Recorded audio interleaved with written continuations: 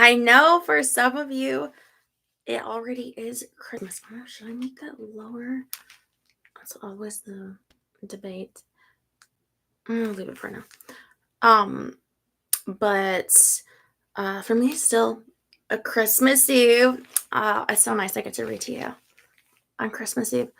I'm telling you, with all this shiny, I don't the shiny Santa with the shiny hat. I did it on the other side on Saturday. Well, I feel like would go nice with this too. I also have the red boots, but it's not the same red.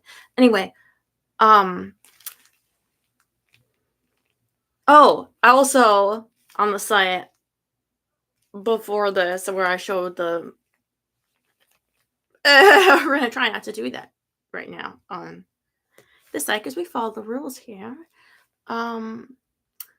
And we just want to have Merry Christmas. Well, of course, I'll be on tomorrow too, but let's get started. Got my coffee. Got my babies. Okay, let's see how this will work with the pulling you up on the phone.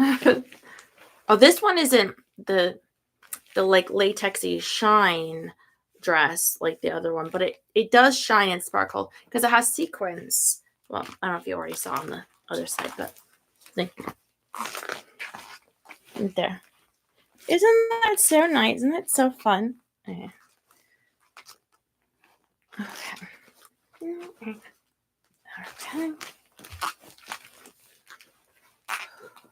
Probably should have pulled you out first, but that's okay.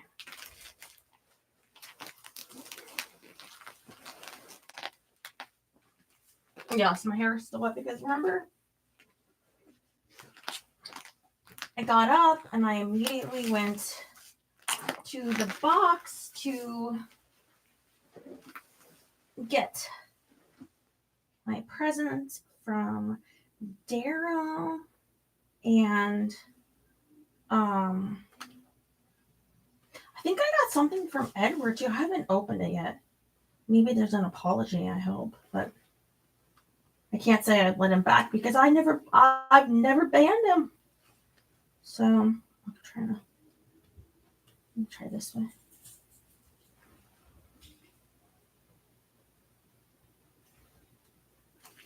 Pull me up. All right. Okay. Here.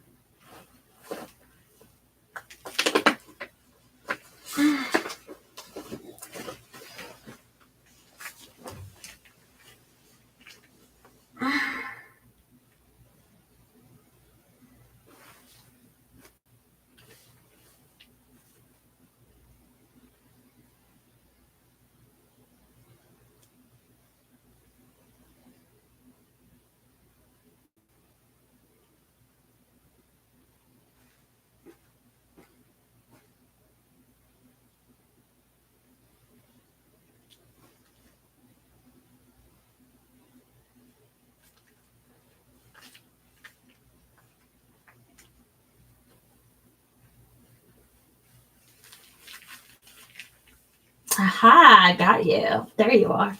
Hello. Okay.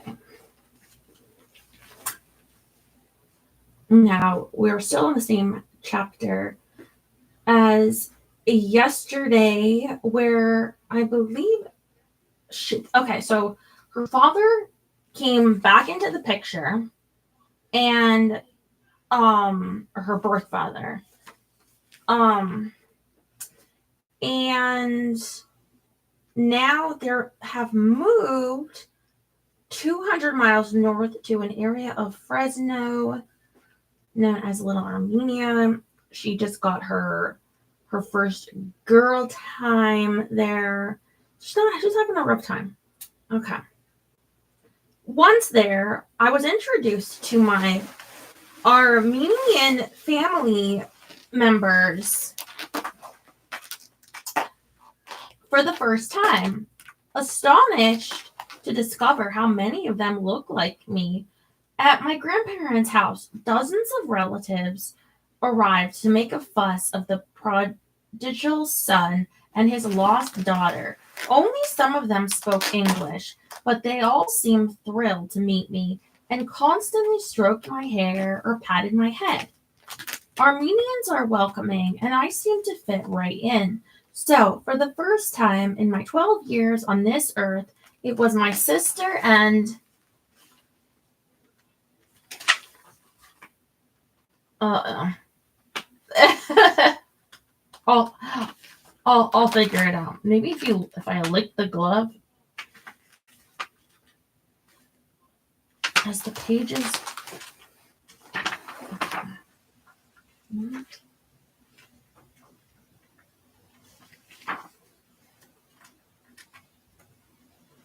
There.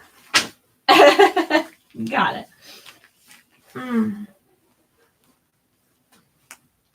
My mom, not me, who were on the outside looking in. Johnny's relatives were polite to my mother, but didn't focus much on his long wife or her other kid. Oh, yeah, because the sister G is not related. Ugh. Taking me to meet them was his slickest move yet, because as the adored baby of the family, forgiven for his sins, he redeemed himself by presenting them with their missing grandchild. Although Johnny had gambled away his father's refrigerated truck business, my grandfather had managed to keep hold of one vehicle and build the business back up again. Foolishly, he welcomed his son back with open arms. Watching Johnny work the room, I understood how easy it would be to be sucked in by him. I was young, but I was not naive when it came to him. I knew I was also a commodity, a big dose of extra firepower worth a few $1,000s. Still, I enjoyed meeting my grandfather, Giragos, known as George, my grandmother, Cyranoush, known as Blanche, and my great-grandmother, Nasapa, known as Lucy, plus aunts and uncles who could have been nicer, or couldn't have been nicer. They were mine and mine alone.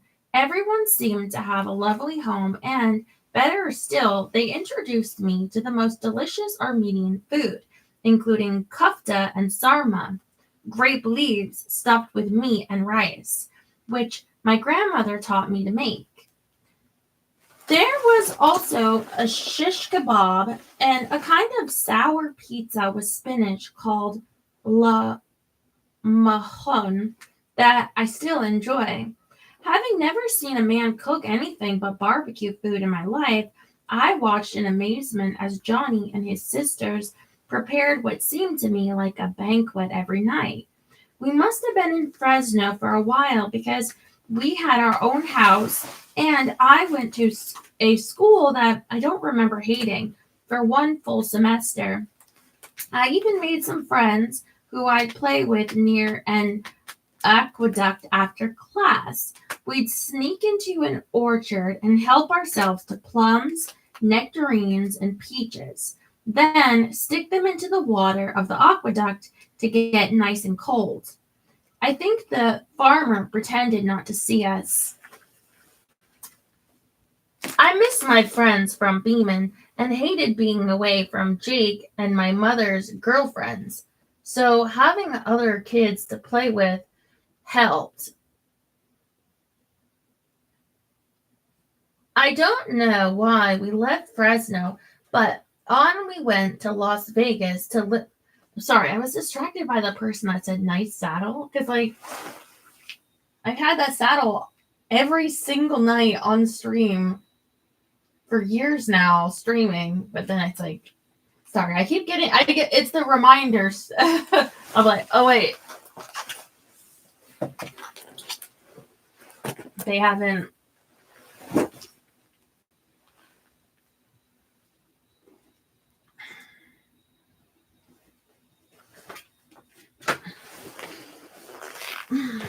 Oof.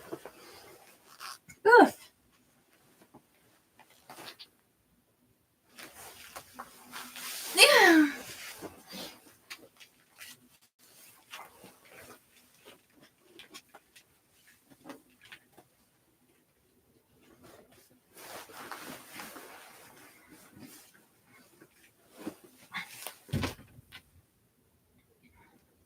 After the stream tonight, I so want to watch like Christmas movies, but I don't have any like particular one in mind.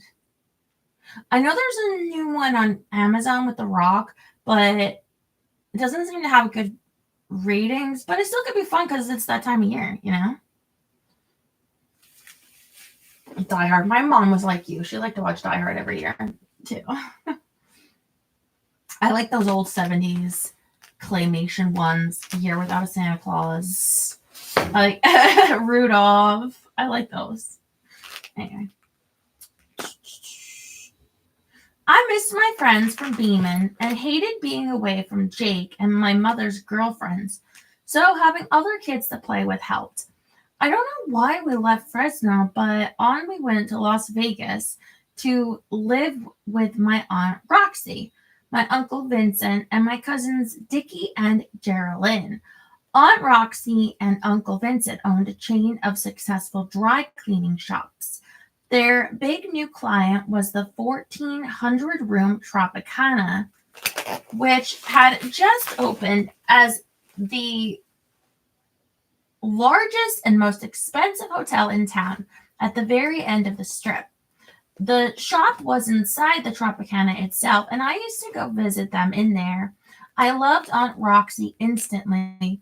She was a balls-to-the-wall kind of woman who didn't care what anyone thought. She was hysterical and had a huge laugh. She met Mom before I was born, and they'd become fast friends back then. I also enjoyed living in Vegas in the mid-60s, and especially liked going to the all-you-can-eat buffet at El Rancho with its Old West theme. I was just starting to settle into life there and being part of a large, loving family when the man who'd fathered me fucked everything up like he always had. Oh no, what you do now? Jingle All the Way, also good. Like, let me see if I can get literally, please don't comment on the saddle that I've had. On the other site, I was at the store with you guys, which apparently not you, by your own choice, when I got it, because I wanted to do special poses on it, right? That are there and posted. And now I'm probably going to sell it if I don't do any more of those kind of special poses. So it throws me off.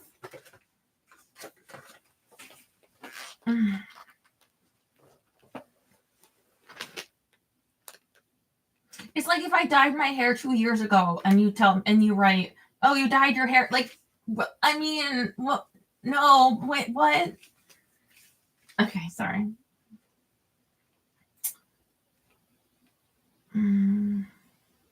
Okay, so what did her dad do now? Unbeknownst to any of us, he'd gone back to gambling and taking heroin, blowing any money he'd earn on craps and drugs. That was the thing about my dad. You couldn't trust him. He stole and then pawned my mother's last remaining diamond jewelry, all treasured gifts from Ernie and Joe. It all came to a head one night when Johnny was preparing his latest fix in the bedroom of the house Aunt Roxy had rented for us, and he nodded off, setting the bed on fire. G and I were in our room when smoke started curling under the door. Mom freaked out and grabbed us and then started yelling. She wasn't screaming that the house was on fire. She was shouting at Johnny, calling him every name under the sun for almost killing us. He was so stoned he couldn't even respond. We left Vegas that night, and within days, we're back living on Beeman. I never questioned her decision or asked if I'd ever see my Armenian family again. Arthur? Oh, you went to Mass.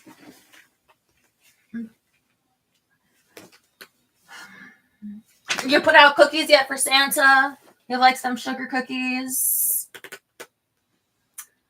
That would have been, oh, Maui Christmas. Nice.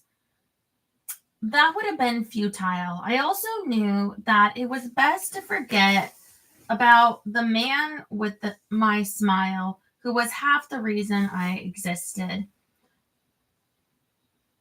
He was a lot of things, but mostly he was trouble.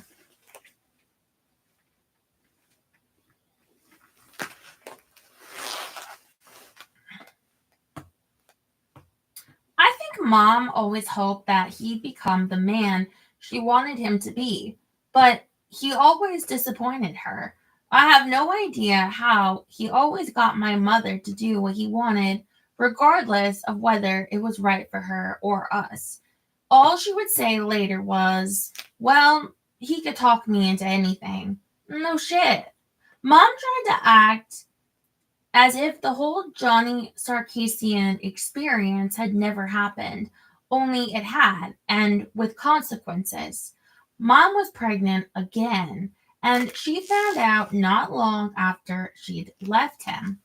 The last thing she wanted was another baby, least of all by him, so she had another illegal abortion, and once again, it almost killed her. I was far too young to understand what was happening, but I knew it was something mysterious and scary. I wasn't allowed into the bedroom and had to keep my sister quiet, which is how I knew something was really wrong. Catching glimpses of Mom lying in her darkened room with her girlfriends going in and out in silence frightened me. I tried to read the faces of Jake and Colleen, but couldn't. Everyone was whispering, and I was unable to be with my mother. Again, nobody took Mom to a doctor or explained anything to me.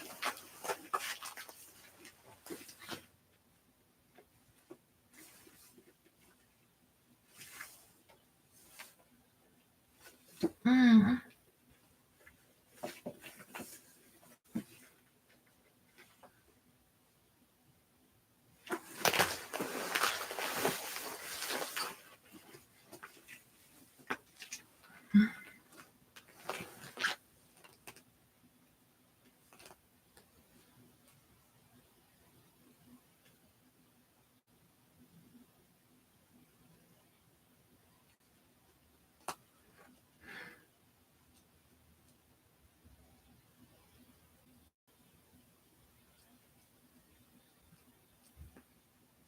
Sorry, I just was reading what that person was writing, and I'm just like, why would you say that?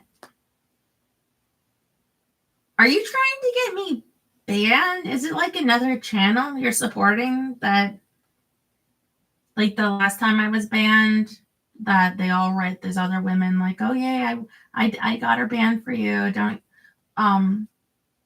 here's the thing, like oh, so you are supporting other people. I see. Wow.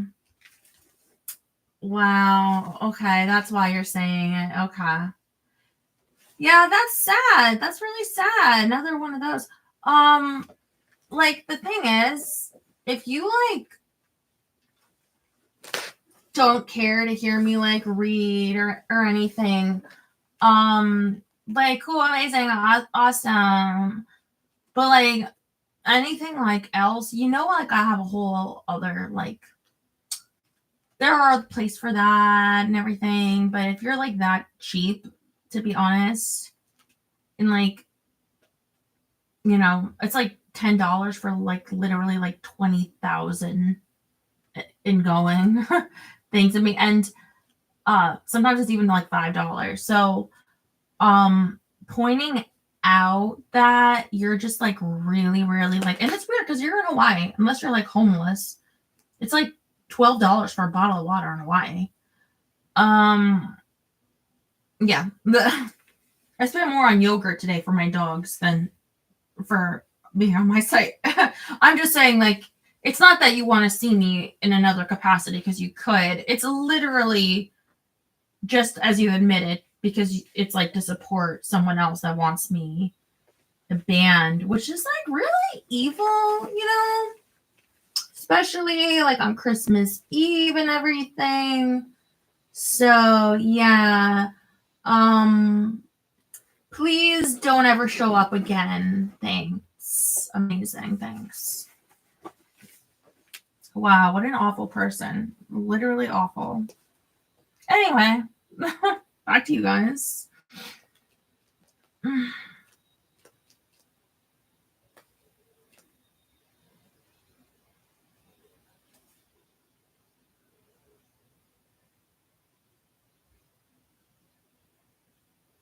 During one of the respite periods when Mom wasn't with Johnny, she moved us into a big Georgian-style house in Toluca Lake near the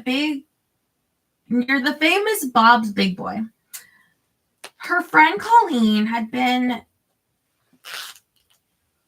tipped off about a neighborhood that was about to be torn down to build a freeway, and heard that its homes were available cheap on short-term leases. The one she found for us was 2 stories tall, with white painted brick, a high-ceilinged entryway, a gray slate roof, a big fireplace, and a brick chimney. It also had the biggest Christmas tree in the history of the world growing on the front lawn. To me, that tree felt like it was 1,000 feet high and 25 feet wide. We lived in that big house in Toluca Lake with Colleen and her daughter Paulette for a year. I loved living with Colleen because she was so zen, a term she taught me. Gia loved it too because she was very close with Paulette. Colleen was a model with an ex-husband who supported her. She was a strange dresser in a fabulous kind of way, drifting around the house in beautiful Asian caftans, while every other woman I knew plucked their eyebrows into fine pencil lines. She kept hers natural and thick. She had pale skin with dark hair like me, and I wanted to emulate her style. She and I would get up early and have our favorite Bigelow constant comment tea together in silence, because neither of us liked to talk in the morning. Then Mom would come down and start chattering away, breaking the stillness as Colleen and I gave each other the side eye. Our house was at least 5 miles from Hollywood and the places I loved. So my desire to escape took hold once more, and I decided to sneak off in my mother's red Pontiac convertible. I was 13 and she was at work, so I skipped school, grabbed the keys, and told G to ride with me into town. I set off feeling strangely calm. Lord only knows how, but I made it all the way out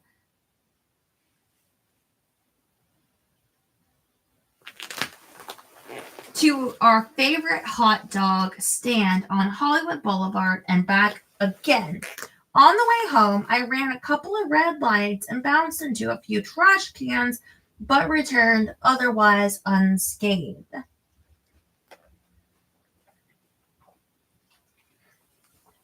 Because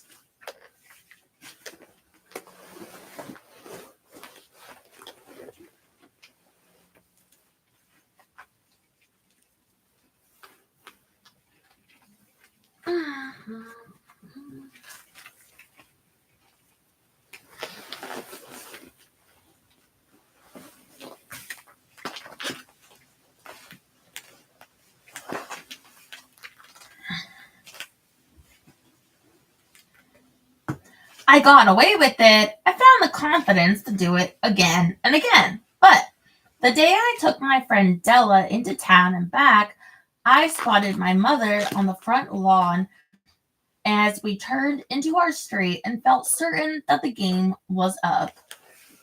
Convinced I'd be grounded until I was an old lady, I faltered, but kept the car rolling quietly forward.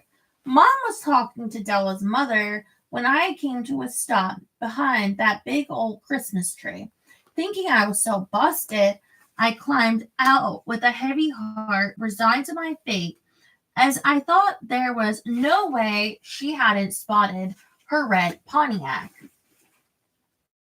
I expected to be murdered right there on the front lawn, but thanks to the tree, she never saw us pull up or even notice that her car was missing. When she noticed us coming toward them, she smiled and said, "Oh, hi girls. Have you been out for a walk?" That's when I knew that there was a God.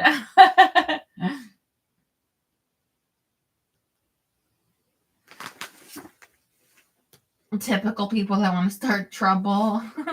Yeah, I know. And I was just banned like what? A couple weeks back from for like wearing like a thong bathing suit. Like, come on, don't be stupid.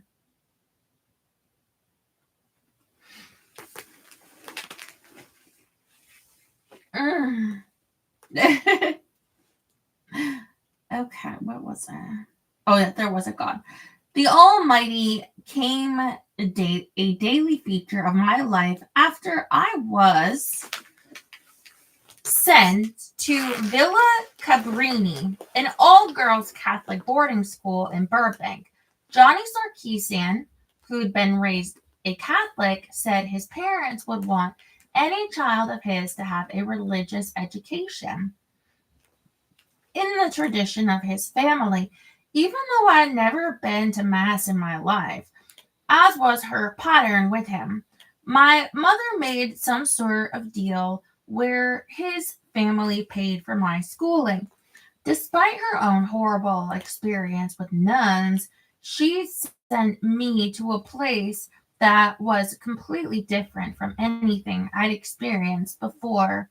The nuns were tougher than any teacher I'd known, and among their many rules was a ban on patent shoes in case our panties could be seen in their reflection. There was also a prohibition on wearing makeup. Luckily, most of the nuns were so old and their eyesight so poor that they didn't notice when we did. I went home one day wearing so much eyeliner that my mother snapped, "Take that off, Sherilyn. You look like a hooker." It wouldn't be the last time someone would tell me that. All students had to wear uniforms for class, which I loved, as I couldn't be judged for my clothes.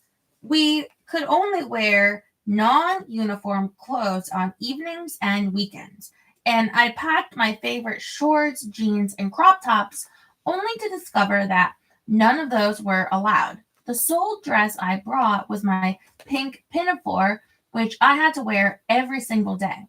So I was given the nickname Pinky Sarkeesian, a name that matched my embarrassment. It was mortifying having only one spaghetti stained outfit, and I still felt uncomfortable about my new last name. I guess because his family was paying for the school, my mom let me be enrolled as Sherilyn Sarkeesian. Oh, thank you, Jerry. Oh, and you got a little picture with it. Merry Christmas. The nuns were all very different from one another. My favorite was Italian and young with beautiful auburn hair and rosy cheeks. Speaking of nuns, I started to watch the movie Conclave. I forget where is it. It's on one of the apps. I really need to finish watching it because this is on a lot of like best list movies of the year, number one spot. Not even just like in the top 10, but number one. And I know that in the beginning of it, you see it's like it's at the Vatican. Because I guess that's the movie is like is it a thriller, a drama, or what would you call it? Suspense. And the characters are like cardinals. They're like, anyway, but you see a lot of nuns, and there's this one actress.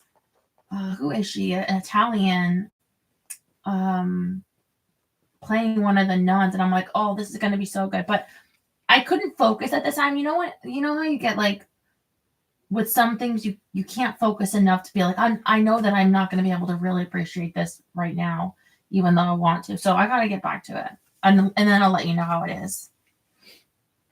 I don't, and not tonight, maybe, because tonight I'm in the mood for like a Christmassy something, but maybe this week. Also, because I think that it'll win some awards. And I like to say, oh, I saw that. I like to judge. I don't know about you, but like when an award show's on, I would like to judge like, oh yeah, like that was worth it, or they deserved it, or like, I like to see it in my mind. Or I'm like, what? You must be joking.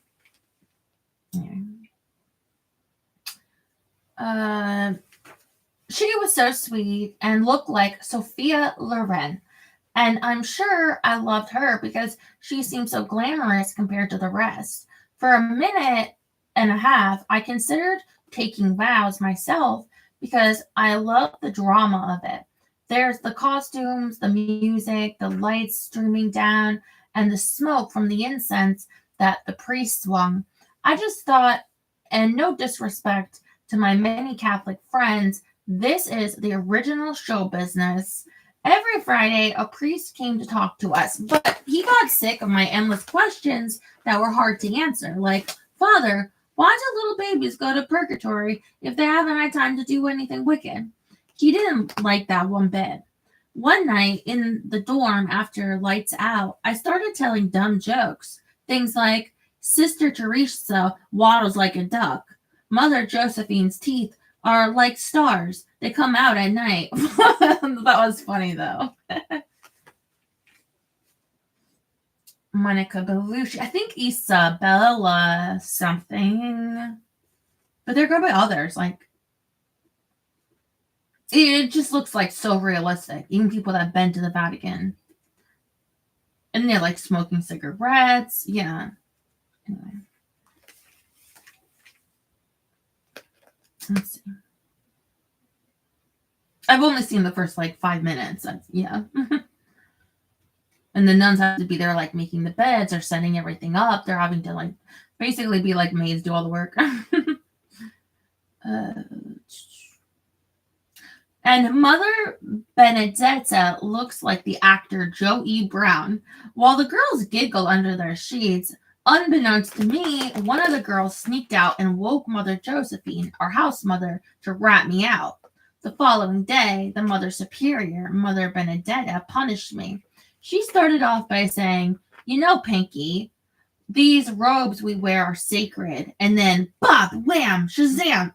After that, she made me walk both ways across the lawn on my knees, repeating the rosary before writing out, I will never say anything bad about the sisters again. 200 times.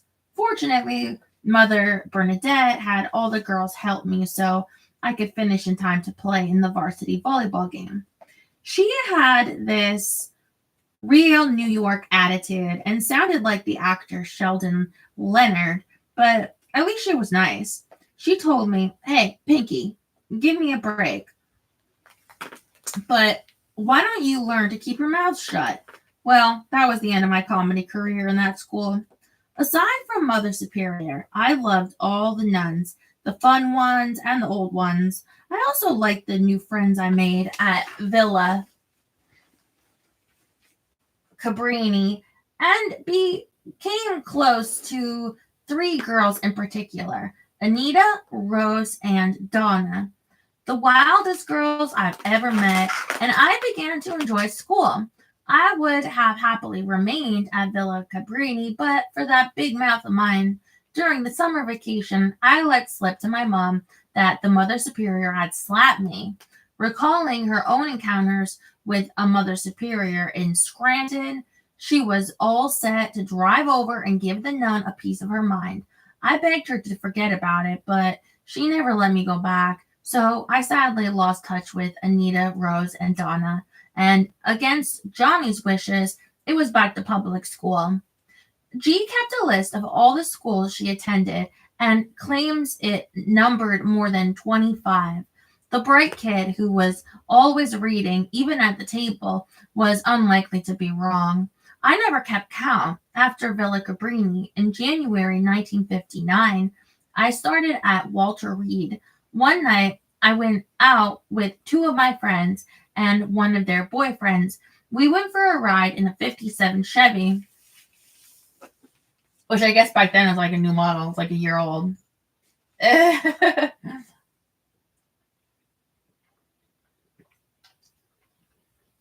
Which my friend's boyfriend double parked at the now iconic Kirkwood bowling alley on Ventura Boulevard. He ran inside for something, telling us, if anyone comes, tell them I won't be long. We waited and waited, but other drivers started honking their horns for us to move out of the way. I slid into the driver's seat, slipped the Chevy into gear, and circled the parking lot to let them pass. Still, the boyfriend didn't reemerge, so I did that a few more times, and then I parked out on the street. Let's drive around the block, Cher, my girlfriends urged, so I did as they asked. Thrilled, they suggested, now drive us to Johnny's drive-in to get orange juice for our vodka. So I did that too. They'd stashed the vodka in one of their purses, but when we swung into the drive-up parking spot, a squad car suddenly appeared behind us, lights flashing. It was humiliating to be pulled from the Chevy by armed police officers and given the third degree. Scared out of my wits, I tried to explain, but the boyfriend had reported his car stolen, so we were taken to the police station.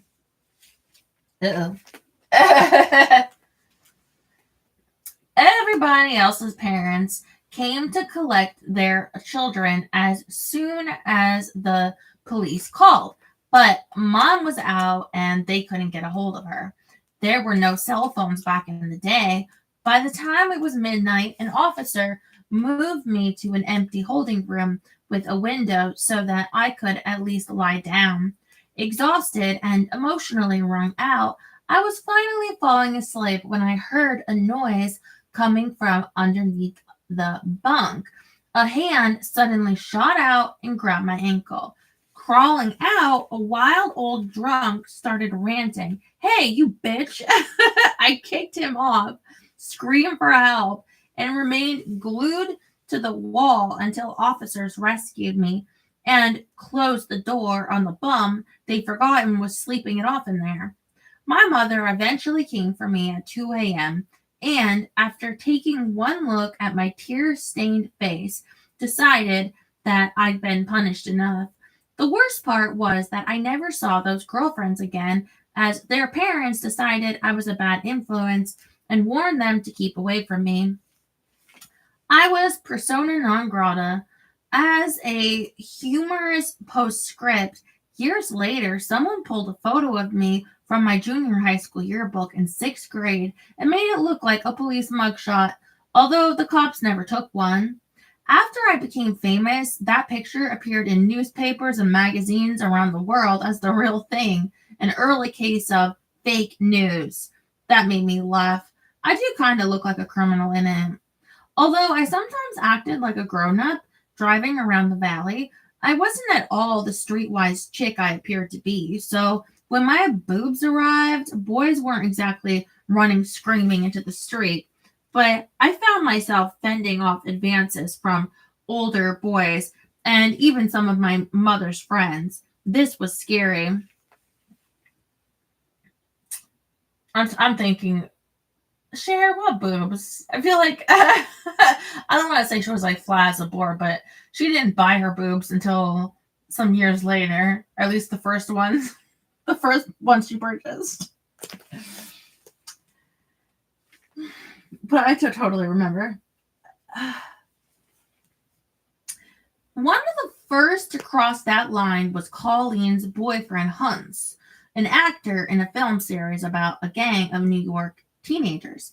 He was almost 40 when he asked if I wanted to go visit Mom and Colleen on a film set. We were driving together on what seemed like an endless ride. I asked to make sure we were going the right direction because it seemed we were nowhere near the studios. Then he put his hand on my thigh. I waited a few moments before I pushed him off and threatened to tell my mother, who'd have killed him. He told me I was being ridiculous. Cher, come on. You're like a daughter to me. Do you think I would touch you in an inappropriate way? His words made me worry that I'd misinterpreted the situation, and I ended up apologizing to him. Hunt's had a friend and fellow actor named Gabe who was dating my mother at the time. We all had schoolgirl crushes on him. One night, Gabe came over in his new motorcycle to show my mom, but she wasn't home, so he took me for a ride. It was the first time I'd ever been on a motorcycle, and I was so happy, hugging his waist with the wind blowing my hair. One day, I'm going to have my own Harley Davidson, I told myself, and I did when I turned 50. I got my own bike and went riding with my best friend, Richard and Lori Stark, every Sunday. Gabe drove us to Will Wright's ice cream parlor on Ventura with its pink and white striped tablecloths and wrought iron heart-shaped chairs. He bought us 2 fudge sundaes with almonds on top. Then we rode around a while longer before heading back. After we got home, he went straight upstairs to see my mother and out of nowhere declared that he was in love with me. It was a shockingly inappropriate statement on any level, but especially since I was only 14. She immediately threw him out of the house. I heard the front door slam, and then she came stomping down to my room. Nothing could have prepared me for her reaction as she threw open the door and demanded, "What did you do with Gabe?" "What do you mean, what did I do?" I asked, completely surprised. "We went for a sundae." "No, what did you do with him?" Her eyes were ablaze. "Mom, we drove around a bit and ate ice cream. That's all, I promise." Despite my protests, Mom was so upset. She was crazy about Gabe and she was brokenhearted. It really hurt me that she didn't believe me, and then she kicked me out of the house. I had no choice but to stay with my friend Della until she calmed down. We never saw Gabe again, as I never thought of myself as pretty because of the bump in my nose, crooked teeth, and dark hair. It never occurred to me that he'd think of me in that way. Don't get me wrong, I wanted to be attractive, just not to guys who were twice my age. So, when Fred Smith, the cutest, coolest jock in school, asked me out on a date, I was beside myself. Fred was really handsome and on the football team. He was what we kids called a sosh, as in social, which meant a rich, popular kid. The kind who wore a certain type of clothes, like a Pendleton cotton shirt with cords. Mom was excited for me and bought me a beautiful mocha shirt dress from a store called Judy's that sold higher end clothing. I felt fabulous when Fred picked me up and drove me to a friend's house for a party. He kissed me while I silently luxuriated in his football-toned chest and arms. We had a really nice time, and for a hot minute, I thought I loved him. Then he drank so much beer that he threw up on my front lawn after driving me home. As I held his head while he puked by the big tree, my feelings remained. I was just so happy that he'd asked me out. The kicker was that he was so embarrassed that he never spoke to me again. I had such a crush on him, but fortunately, I had another crush to fall back on. It never hurts to have a contingency plan. An Italian family on our street had a cute son who was a senior in high school. He spent his weekends working on his hot rod as I handed him tools. Then he'd come to my room. We'd kiss. He'd want me to hold his other tool, and I'd say no. I liked his black roadster better than him. Not that sex was far from my mind then, as the main conversations among girls at school were about how they spent their weekends fooling around with boys, but never went to fourth base. It all struck me as too casual, like they were checking things off a list. As someone who played sports, I have enough of their euphemisms and told them, "You are so childish. You're not playing baseball, you idiots. You're having sex." Who did they think they were? Joe DiMaggio? The neighbor was sweet enough when we were alone, but as soon as his friends came around, he'd treat me like an embarrassing kid. One day, when his buddies suggested a trip to Bob's Big Boy, he said, "Okay, let me get Cher." They laughed and said, "You're going to take that kid?" And he ditched me. I was so hurt when he did that. I had revenge sex with him. Wait, what? So some of you be like, how can I make someone upset enough with me? All it takes is ditching someone by the Bob's Big Boy.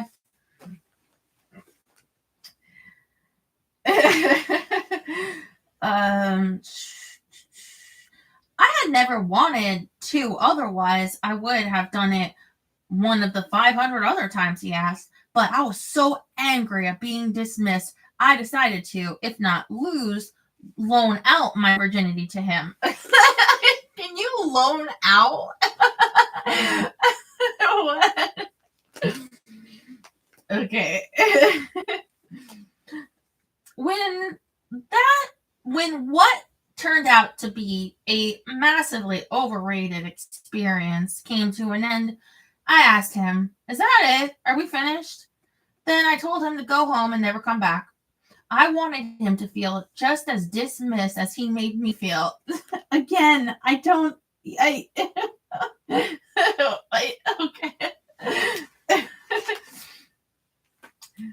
Even though he kept trying to make it up to me, I never spoke to him again. Back in school, I reported to my friends that the thing they were constantly talking about was no big deal and that they should carry on kissing. My mother warned me that the minute I lost my virginity, she'd know because she'd see it in my eyes. So, after the romp with the Italian, I ran to the mirror to check.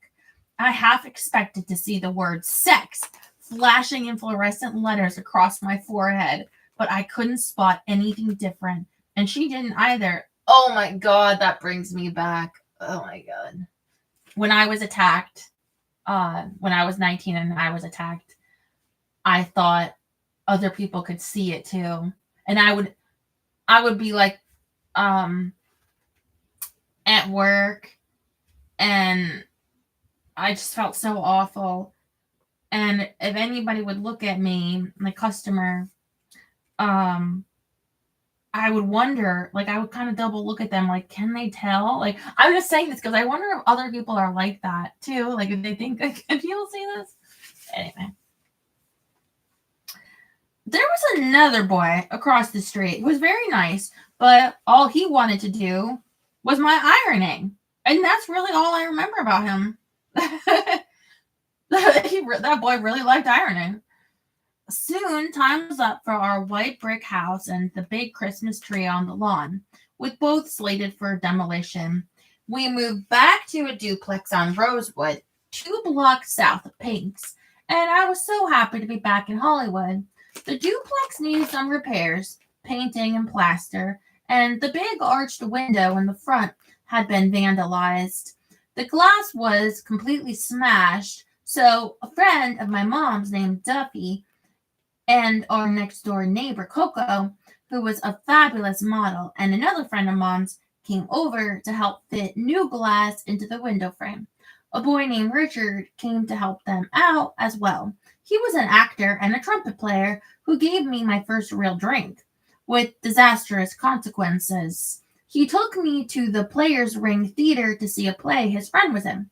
When it was over, he asked me if I'd ever had an alcoholic drink. So, of course, I said yes, although I hadn't, unless you count the Brew 102 at Cap's place when I was 3 years old.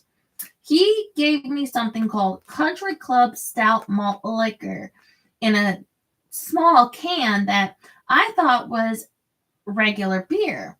I wanted to look grown up, so I drank it and ended up throwing up all over the stage, just like Fred Smith all over the big tree. Richard sweetly went across to the market to get me some Alka-Seltzer, and while I was still reeling, his friend started trying to kiss me. I pushed him off and yelled, "Are you out of your mind? I'm going to throw up again." And I did.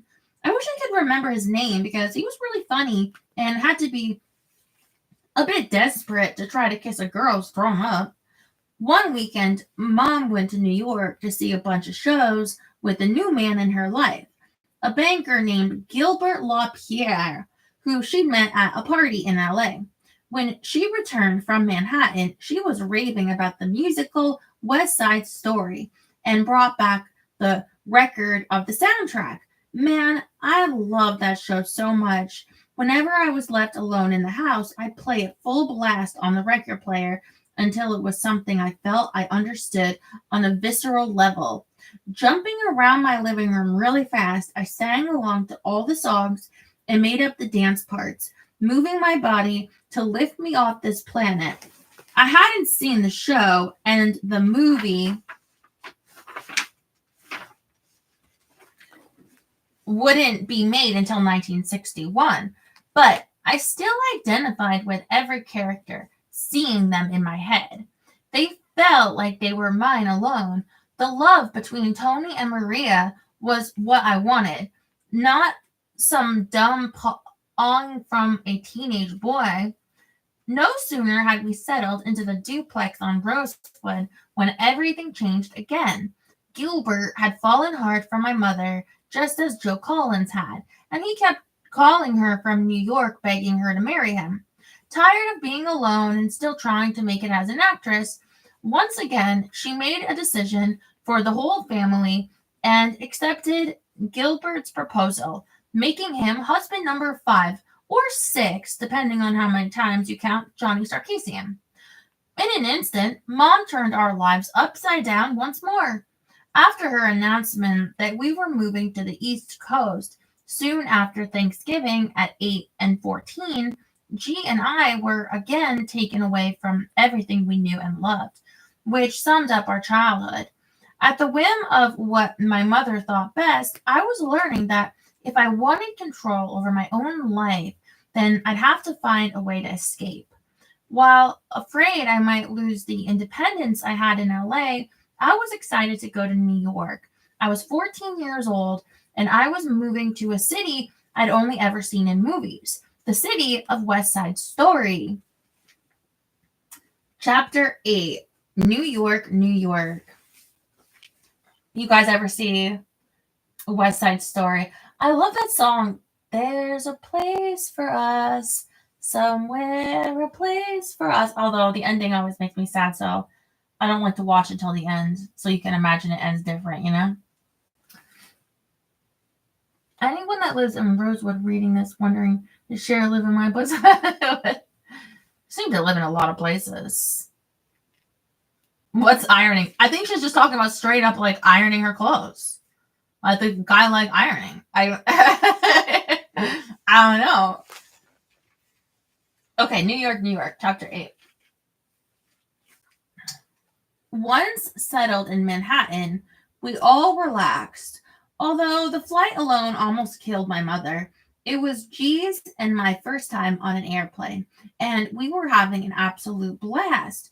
Beautiful stewardesses in crisp navy uniforms escorted us to first class and served a multi-course meal, all prepared right in front of us. A salad with every ingredient you could want, with a variety of dressings, a roast that they cut to our specifications, and ice cream sundaes with all the toppings. Damn, what the heck happened to airplanes? Nowadays, you're lucky to get a little bag of peanuts. G and I were dressed in our finest, and we loved every second of being doted on. I didn't know to be afraid of flying yet, and being on a jet felt like the best ride we'd ever been on. Better than anything at Disneyland. My sister and I fought over the window seat, desperate to look out the window and watch the world go by. 3 rows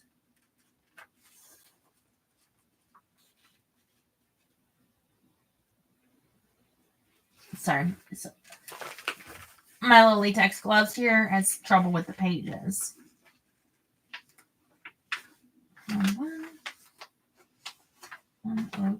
Got it. Behind us, my mother's anxiety kicked in big time, and she had a full-blown panic attack. Gilbert's arm was black and blue from her squeezing, and a doctor on board had to administer oxygen. What's the matter with Mom? We asked each other. G and I kept looking at her, wondering why she didn't see this as a great adventure we did. This was so exciting, but Mom clearly didn't feel that way. Once back on solid ground, Mom perked up when she saw the apartment Gilbert had found for us. It was on East 56th Street, directly above a D'Agostino supermarket. My mother loved it, and so did G and I, because we each had our own bedroom, and the views were incredible. Our new stepfather was completely at home in the city, having been born in New Jersey, and was excited to show us Manhattan. There were too many fun and exciting distractions in New York, the best of which was that I discovered I could walk everywhere or take a cab, which meant I didn't need a car. In LA, you had to get in a car and you had to have a destination and you had to have someone to drive you. But in New York, you could just walk onto the street with everyone else with all the hustle and bustle and energy. You weren't in the cocoon of a car. My mom didn't like that very much, but G and I thought it was amazing. You could just walk out of your house and you were free. Being a kid in New York at that time must have been fun. I was due to start school in the new year, and until then, everything felt thrilling. At first, Mom saw it as an adventure, too. She and Gilbert went to plays, went out shopping, went to dinner at the city's fabulous restaurants where my mother was able to wear her amazing new clothes and jewels. They went to places like the Persian Room to see performers sing. Gilbert had friends in the city, so they would entertain in our apartment. This was all glamorous for my mom, and she enjoyed this new way of life. As the wife of a high-powered businessman, I spent our first Christmas listening to 45s on the record player Mom had bought me. I knew Mom and Gilbert were going to be out that night, and I would be home with G without plans.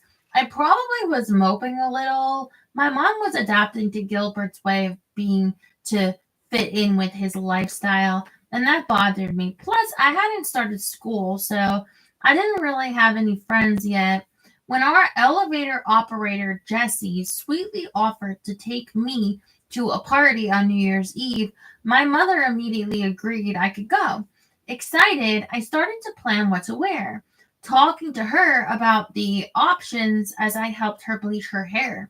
Distracted, I ran my fingers through my own hair, accidentally creating blonde streaks on one side.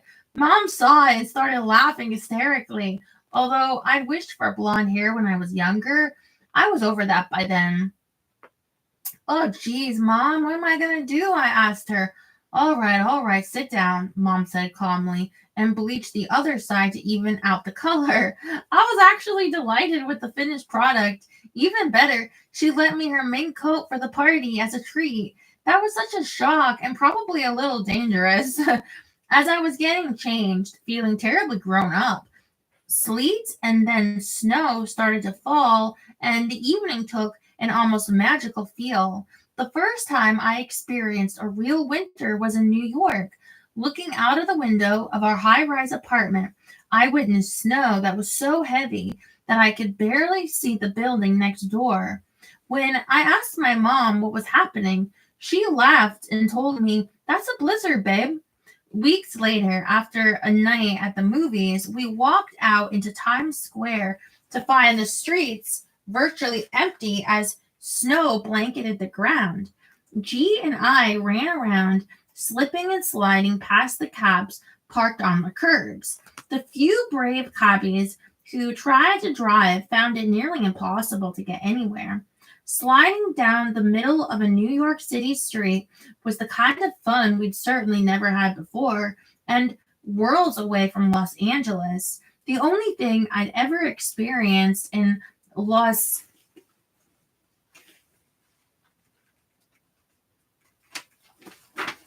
Angeles was a hailstorm. You could go up on a mountain though, and they'll have snow. When I heard the crashing on the roof and ran outside to find frozen golf balls in the yard, then returned inside going, Mom, Mom, what is this? It was New Year's Eve on the brink of a new decade. I was going to have my first ever Manhattan party. Jesse, who was in his 20s, took me in a cab 3 miles downtown to the East Village. The party was in an apartment block, and from the minute I stepped inside, I felt as if I were walking into West Side Story. I'd never seen anything quite like the incredible guests there. All drinking and smoking and having fun. They looked and dressed like nothing like any of the kids I knew. The guys wore colored shirts and black ties under black suits with stovepipe pants.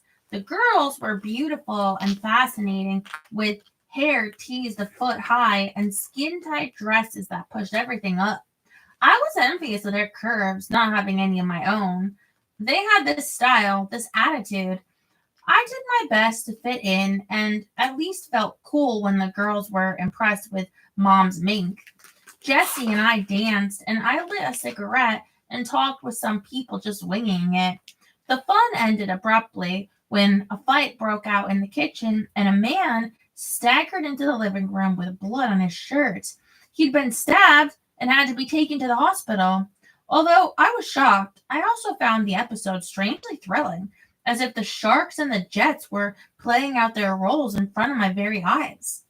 Jesse was a gentleman, but there was no spark. Plus, I don't think he knew how old I was, so when one of his friends asked me on a date, I said yes. We went out a few nights later, and it was great until he took me back to his place. He looked just like Bernardo. As soon as I walked in, I knew I was in trouble. I thought, oh God, Cher, what have you gotten yourself into? No good can come of this. There was a tiny kitchen, a bathroom, and a bedroom with an unmade bed, and nowhere else to sit. A single light bulb hung down from the ceiling on the end of a cord. It was creepy. The boy immediately started kissing me, and when he tried to get on top of me in what would now be classed as a sexual assault, I pushed him away and cried, Whoa, dude, stop. I'm not doing this, okay? Even though he thought I was racier and a lot older than I was, I somehow managed to talk my way out of there. Painfully aware that I could have been raped or worse, I never told a soul what happened and made a mental note never to put myself in such a dangerous situation again, although, of course, I did. G and I settled into New York life, and Gilbert decided to adopt us, which made my mom happy. G would end up keeping our new last name, but I felt a little silly being known as Cher LaPierre because it rhymed. I think one of the reasons the man mom called Jill liked us was because he had daughters the same age. The problem was that he was so square and traditional with ideas about how to raise girls that were a million miles from mine. For years, I'd been treated like a grown-up by my mother and was virtually the woman of the house. I was given a lot of responsibility and had earned her respect for caring for my sister and keeping our home clean while mom worked. Within reason, I'd been allowed to dress how I liked, wear makeup, and smoke, but in New York, all of a sudden, I was demoted. Mom and Gilbert treated me like a kid. One day, I was a woman, and the next day, they acted like I was 5 years old. I wasn't prepared to be subjected to rules and regulations. It was patronizing. When Gilbert pointed out that I was too young to be smoking, Mom feigned innocent surprise. Oh my, smoking? I didn't know she was, and quickly rescinded my cigarette privileges. Every time I saw her puffing away, I felt the injustice. I once snapped a photo of her hanging out a window in our apartment, smoking while she looked over the busy city streets. Once the holidays ended, Mom and Jill enrolled me at a local high school. On my first day, it was snowing hard again, so I arrived in a cab, which was my first mistake because I almost got my ass kicked for being a pussy. I was so different from all the other girls because I had no street smarts, so they didn't even give me a chance. It was a tough environment that made me feel anxious. Mm.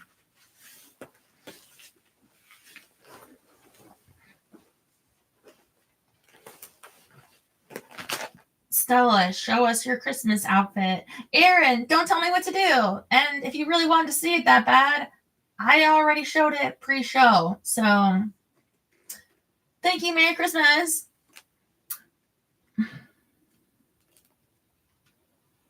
What's this champagne?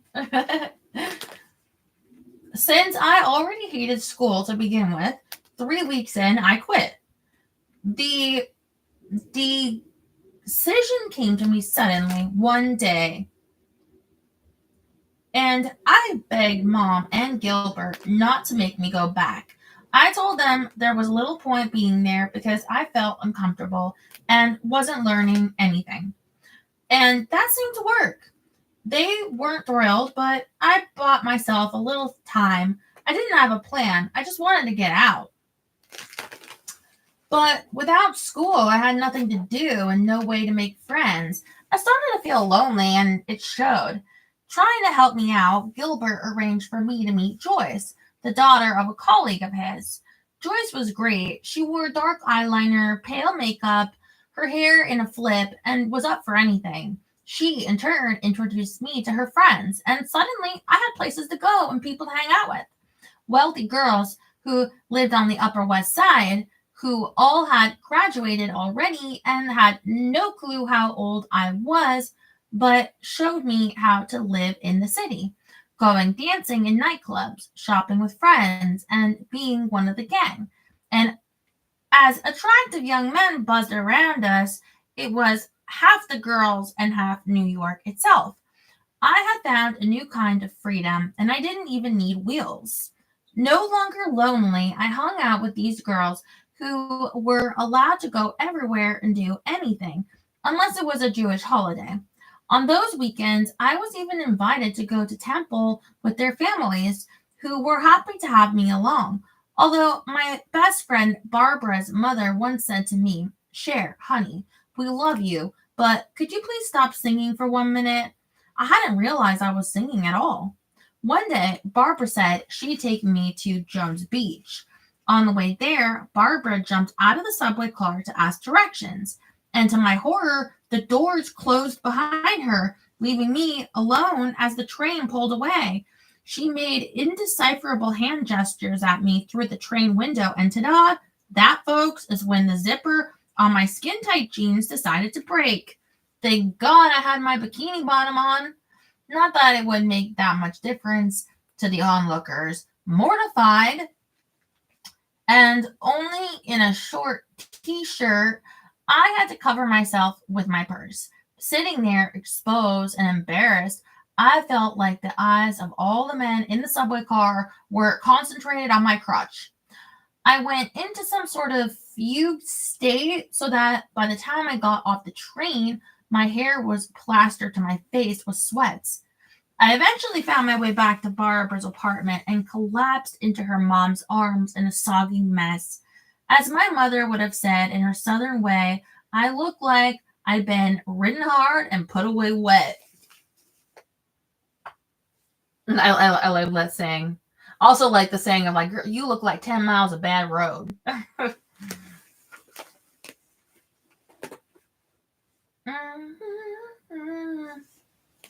For my 15th birthday, Gilbert took us to see the singer Eartha Kitt. Eartha Kitt, Santa baby, Catwoman, at the legendary Persian Room at the Plaza Hotel. Mom owned one of her albums, and we listened to it all the time. My favorite song was Cole Porter's My Heart Belongs to Daddy, a number I performed for years later. The only singers I'd ever seen were my mom and Jake, and Though I loved their voices, this was a whole different level. Seeing Eartha at the plaza was the first time I'd ever watched a female singer take over an entire room and hold it in her hands. She was tiny, but she was larger than life. I will never forget sitting in that opulent Art Deco room watching her on stage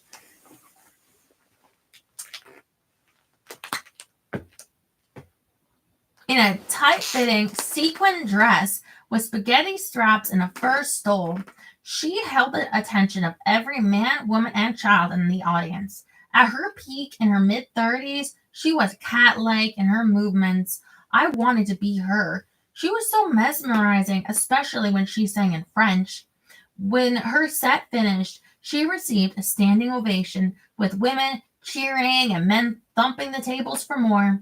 Jumping to my feet too and clapping enthusiastically, I felt it again, that thing, a different kind of Elvis feeling. Looking back, I can see that she was one of those little signs saying, okay, Cher, go this way. In June, Gilbert and Mom took me, G, and Jill's daughters, Verna and Lisa, to Vermont for vacation. Verna and I were over the moon to discover that the room we were sharing was clear across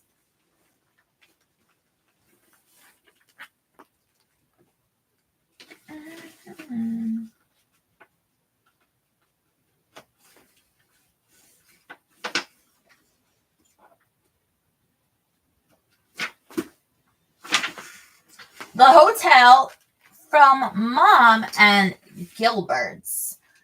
We did the Snoopy dance and called down to the front desk to order Cokes.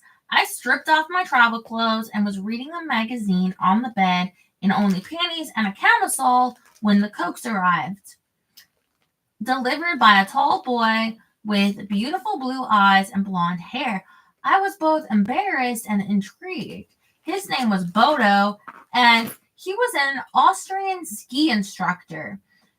Handsome as hell, he looked like a cuter Oscar Werner. Later that night at dinner, he was the maitre d' and seated us.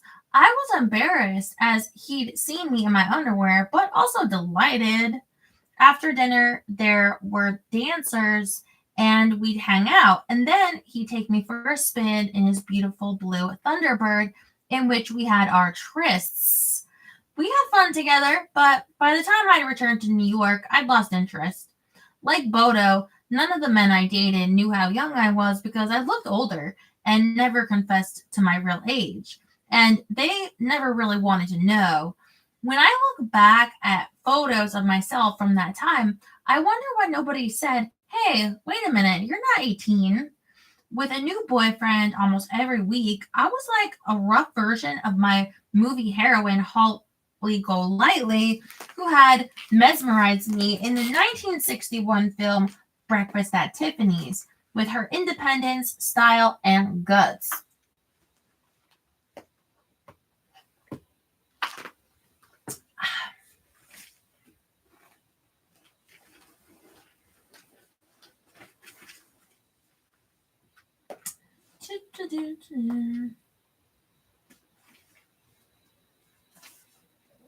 Back in New York, Mom and Gilbert went to see Broadway plays and hosted cocktail parties for his banking colleagues, which we were expected to attend. One frequent cocktail guest was Noah Dietrich, a man who'd been hired by the magazine magnate Howard Hughes to make him the richest man in the world, and ended up running all of Hughes' businesses until they had a falling out. Noah was lovely, and I could tell his stories were fascinating because everyone really paid attention. But all I got from those stories was that Hughes was unhinged and made his life miserable. If only I'd known to listen. To make sure we looked presentable for their grown-up soirees, Mom wanted us to buy dressier clothes better suited to our new lifestyle. She still tried to choose my outfits for me, and I stubbornly wasn't having it, so I asked Gilbert to take me shopping instead. With Gilbert I learned the art of shopping with a man. I just made him think everything was his idea. He'd take a seat and let me pick the things I liked, going in and out of the dressing room and showing him one outfit after another. Gilbert would simply give his opinion, asking what I preferred and agreeing to my choices. He never questioned the prices or the styles I picked. It was a wonderful feeling. I had a similar experience with Joe Collins when on a trip to Palm Springs. I chose several amazing dresses, and he said, "You have a pair of high heels, don't you?" I fibbed a little and told him I left mine at home, so he bought me my first pair. When my mom saw us, she said, "You don't wear high heels. Why are you wearing high heels?" I wanted her to fall through the center of the earth. Bless her cotton socks. I set aside my jeans and crop tops in favor of more colorful outfits, and Gilbert bought me a black and white polka dot dress with a black vest that had a matching polka dot lining. It was thrilling to be able to choose clothes I loved and not have to bargain or argue. Shopping was just one example of Gilbert acting as a mediator between me and mom. He was pretty genius at managing my mother when she was acting unreasonable, which seemed to be creeping in little by little these days. She was missing LA, her friends, and the life she knew. The more homesick she became, the more things became strained at home. I liked my life in New York, and I would miss my friends if we left, but nothing was worth seeing my mother so unhappy. And living with someone who is miserable is a miserable way to live. It didn't help that I was a messy teenager. I still am. I tried to stay out of mom's way, but things came to a head the day I disagreed with her over something at the dining room table. She was already on edge and telling Jill a story about something that had happened to us, but she got one part wrong, so I said, "No, Mom, it didn't happen like that, remember?" She stopped and looked to me. "I know what happened, Cher." "No, Mom, you're forgetting the most important parts." Glaring at me, she said, "Are you disputing my words, Sherilyn?" "No," I said, "but I was there," and without warning, she slapped me across the mouth. Unfortunately, the domed ruby and pearl ring in its pronged setting Gilbert had bought her had twisted on her finger. It caught my lip and cut me. I remember that moment so vividly. Where I was sitting, what was said, and exactly how it felt. I was so surprised, and Gilbert was visibly shocked. Mom had often spanked me as a child, but she never hit me like that. She didn't believe in slapping. She said it was humiliating. It had happened so fast.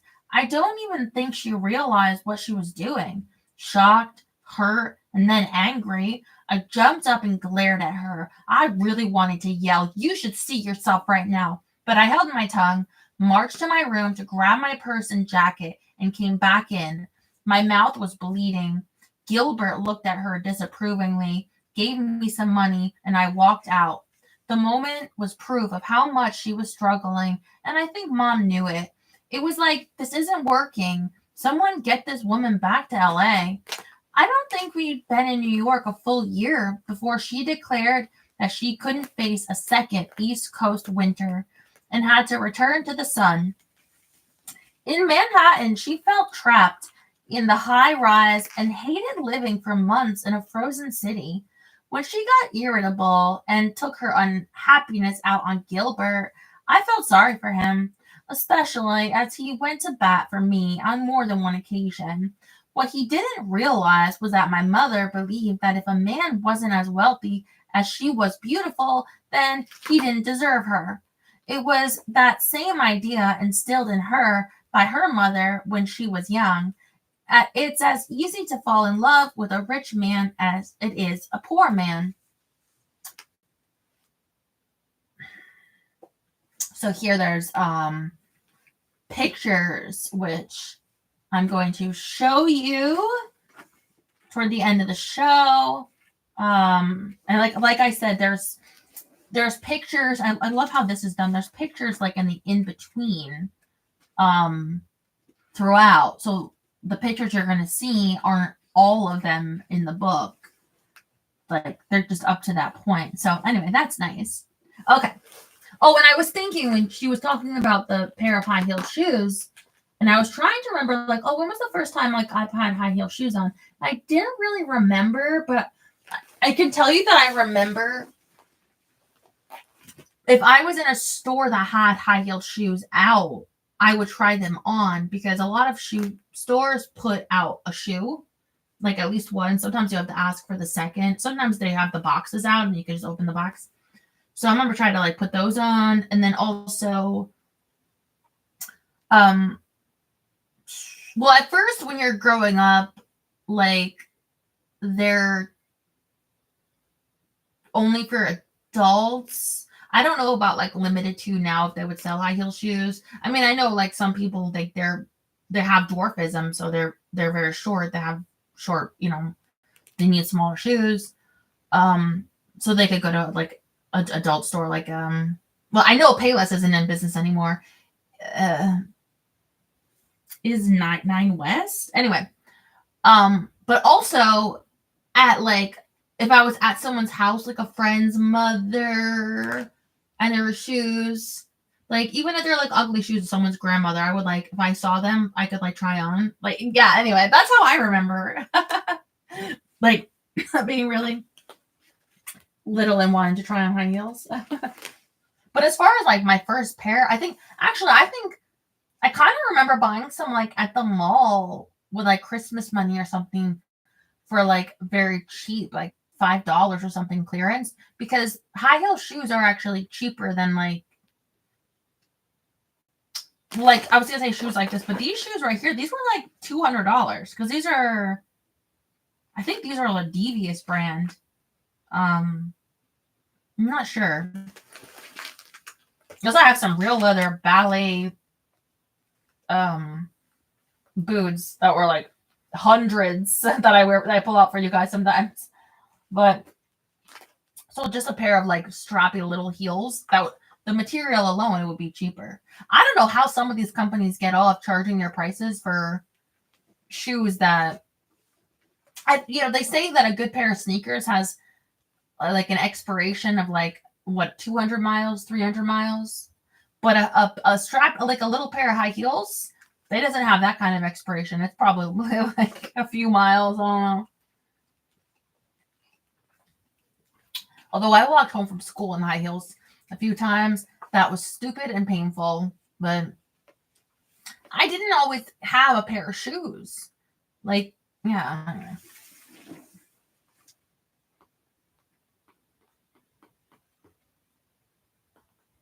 Could you walk in them first time?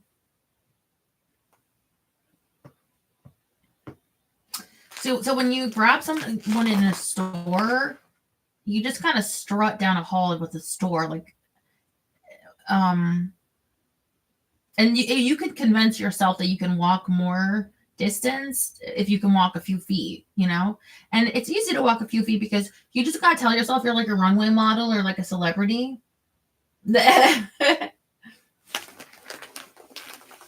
Your sneakers last years, yeah, but do you walk that much and do you walk that much in the same pair, or if you switch them up in between,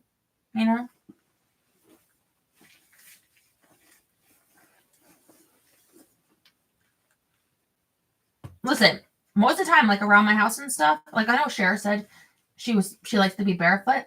I have to wear like slippers because my feet. Should I take one of these boots off? My feet, I guess I'll leave them on. They gotta be smooth. They gotta be like, remember, like with all that cleaning, I had to put on so much, like a foot mask, another foot mask. I gotta do the bath. I gotta do scrub because I can't be affording any pedicures. You know how much a pedicure is? It's over $60 over here. I can't be affording that, so I gotta do it myself. Anyway, so I wear slippers, and then when I get dolled up for you, then I'll wear heels.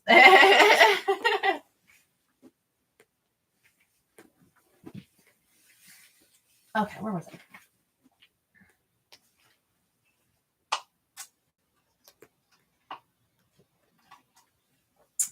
I'm waiting for her to meet Sunny, and I can't remember how old that she was, but I know she was a teenager. The moment Gilbert capitulated to take my mother home, we boarded the plane. Okay. When we landed, she dropped to her knees and kissed the ground. I still have the photo. Gilbert relocated to the LA branch of his bank and bought her a shiny new Cadillac and a beautiful big house on Estrando Drive in Encino, complete with manicured gardens, a swimming pool, and a view of the entire valley and the horses grazing on Clark Gable's estate. Happy to be home, she reconnected with her old friends and made new ones in our neighborhood. Women she shopped, gossiped, and drank cocktails with to her heart's content. Now, here's the thing with her mom. I'll say right now, I don't know if they're going to say more like about the relationship or whatever, but for her to have that line of like, well, he has to be as rich as I am beautiful. First of all, here's the thing.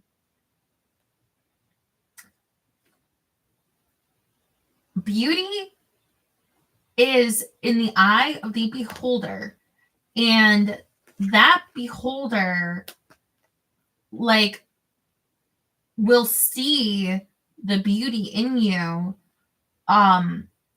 more and more in your acts of not just your acts of love and kindness, but also your ways. It could be your sultry ways, your sensual ways.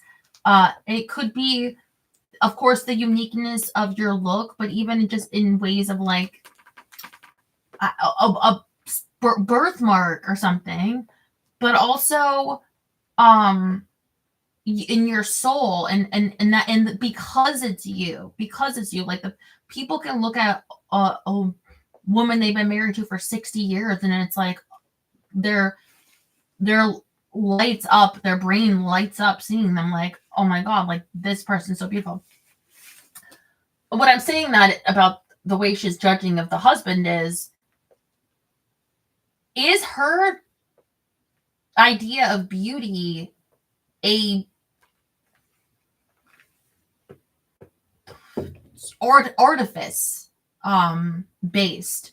So the hair, obviously, and that takes time and that takes money, and if there's surgeries involved, the upkeep of surgeries, the life risking factor of surgeries, injectables, lifting this, tucking that, sucking this out, that you might die doing this.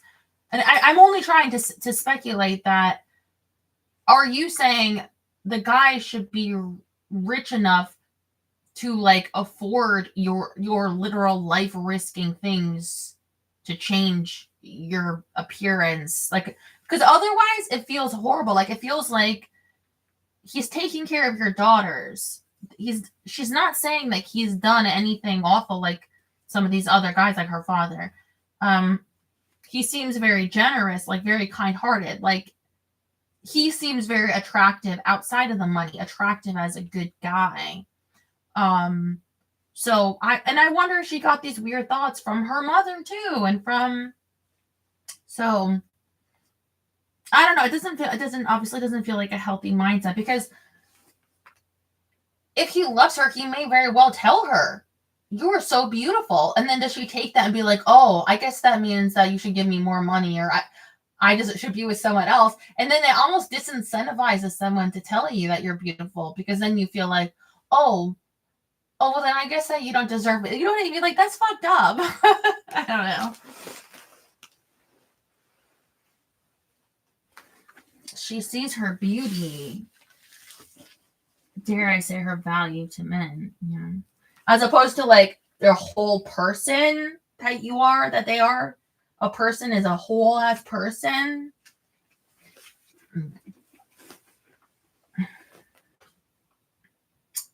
let's see where this goes.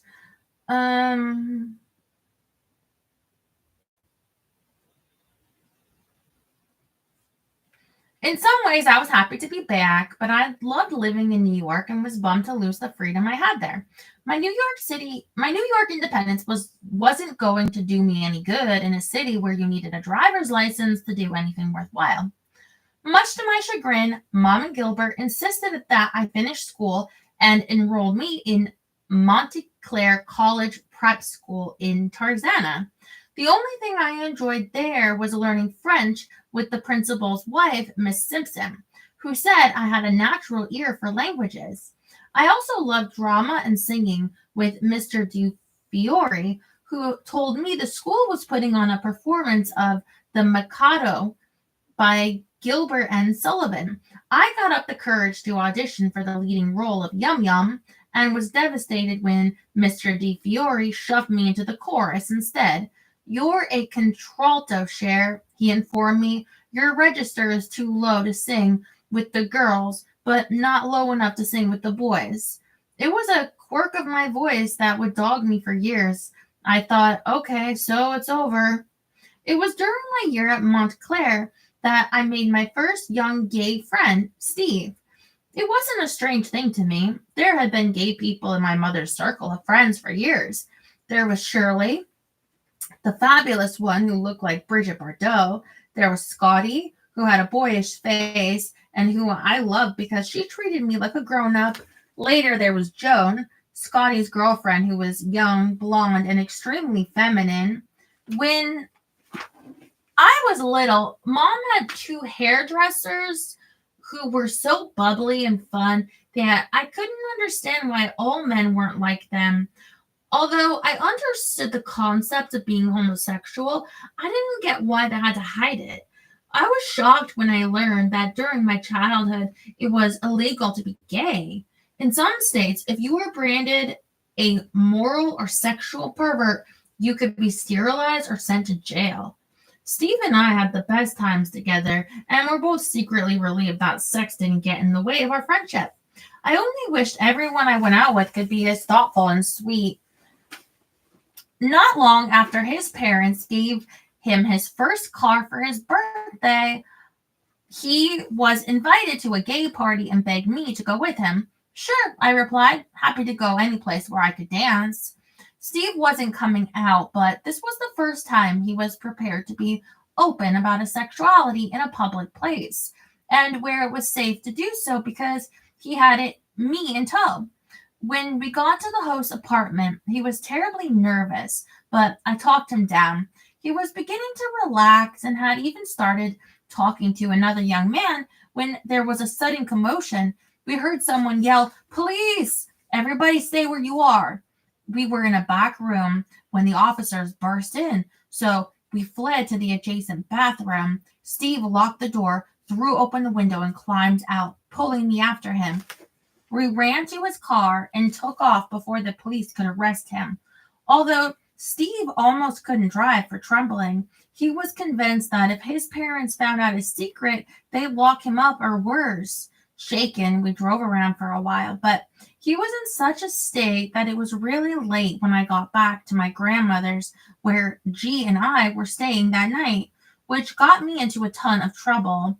She was uncharacteristically angry at me, so I told her the police had come to a party Steve and I were at because we were making too much noise.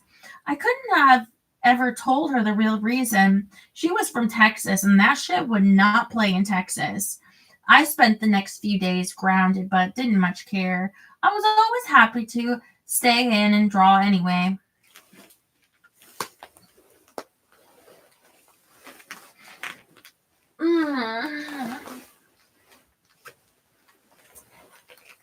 At 15, I was the subject of a few pieces of art myself, thanks to an artist named Tony Mafia.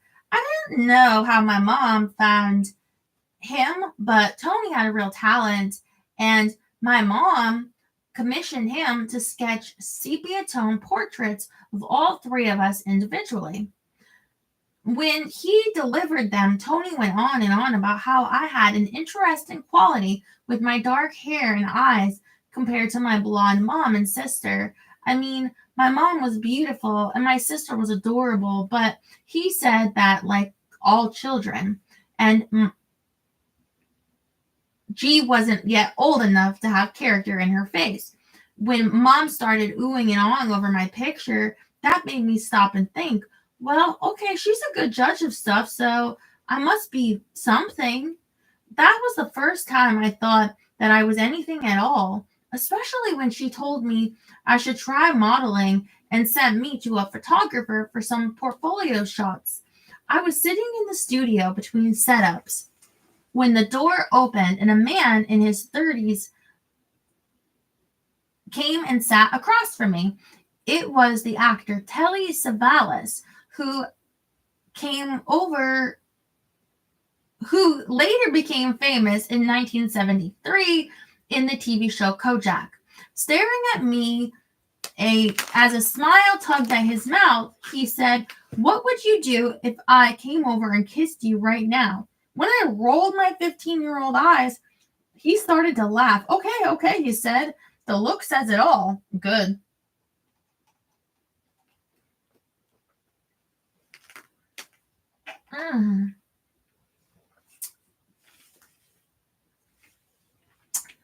Months later, Tony asked me to sit for a mural of Italian-looking women that he'd been commissioned to paint for Martoni's restaurant on North Cahuenga Boulevard, south of Capitol Records.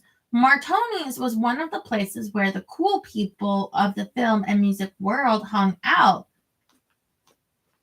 Although the likes of Frank Sinatra and the Rat Pack preferred Chasen's, for years anyone who went there to eat the best manicotti in the city was surrounded by various versions of me on the wall, although only one really bore any resemblance.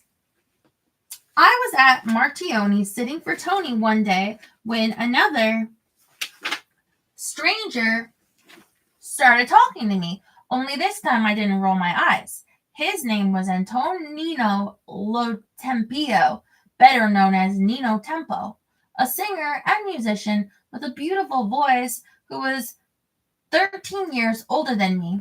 I liked him a lot, and we were just starting to get close when his demanding friend flew into town from New York and took up all his time.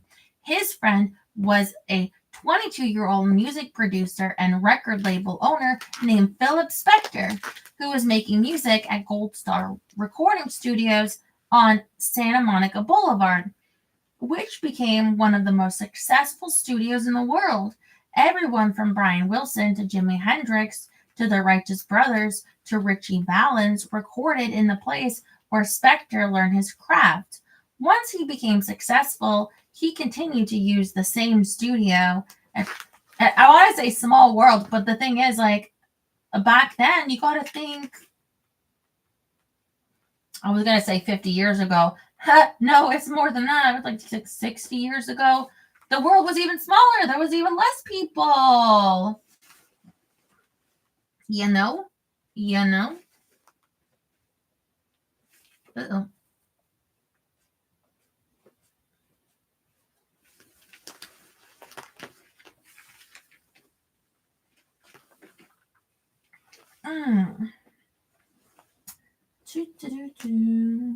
Nina was expected to be on call. The pair had been roommates in New York. In Philip's early records, Nino played saxophone, piano, drums, and guitar, as well as singing backing vocals, even when he wasn't needed. Philip would call him up and say, "Come to the studio. I need an extra pair of ears." Before Philip arrived, Nina warned me, "Philip needs me at the studio, so I'm sorry, but we won't be able to see each other as much." What I didn't realize was that this meant we wouldn't be seeing each other at all. Whenever I complained to Nino about it, he promised me he was working, but I became convinced Nino was lying and was seeing someone else. I didn't know anything about Philip or have a clue how respected he was in the music business, and I didn't believe a boss would be that demanding. At Gold Star, Philip and his arranger Jack Nitsch worked with artists like Jan and Dean, the Ronettes, Ike and Tina Turner, and Darlene Love, all of whom were backed by the session group that became known as the Wrecking Crew. Philip had discovered a unique formula to create records with a dense symphonic quality by multi-tracking one instrument upon multiple others and recording the finished result in an echo chamber. This became known as the Wall of Sound, something that never previously existed. None of this meant anything to this heart-sick teenager sulking over Nino's lack of attention. He'd call and say, "Can we meet? I got 15 minutes before I have to be back in the studio." Without a car of my own, this was virtually impossible, and after a while I snapped and told him to lose my number.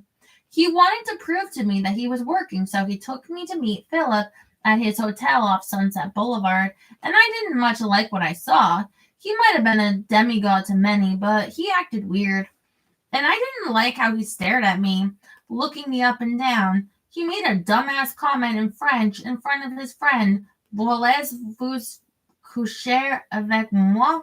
he said, smirking, asking me to sleep with him. Without breaking a sweat, I gave him a look back and replied, "Oui, pour l'argent." You could have knocked him over with a feather. He didn't think I'd understand the question, let alone have an answer.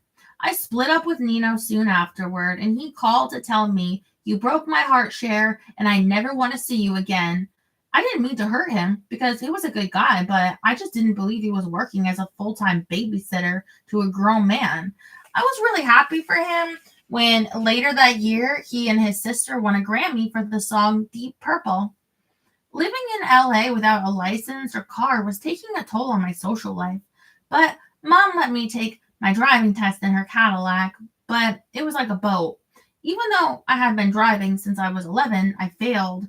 Next test, I aced it in Gilbert's more compact Buick Skylark. From that day on, whenever I borrowed that car, I had my Los Angeles version of freedom. Once I was behind the wheel, there was no stopping me, and I went out all the time because I could, having made the decision that there was no further use in my being at school. I'd had weeks off after another bout of mono, and then I was suspended for a week for refusing to take my sunglasses off in class.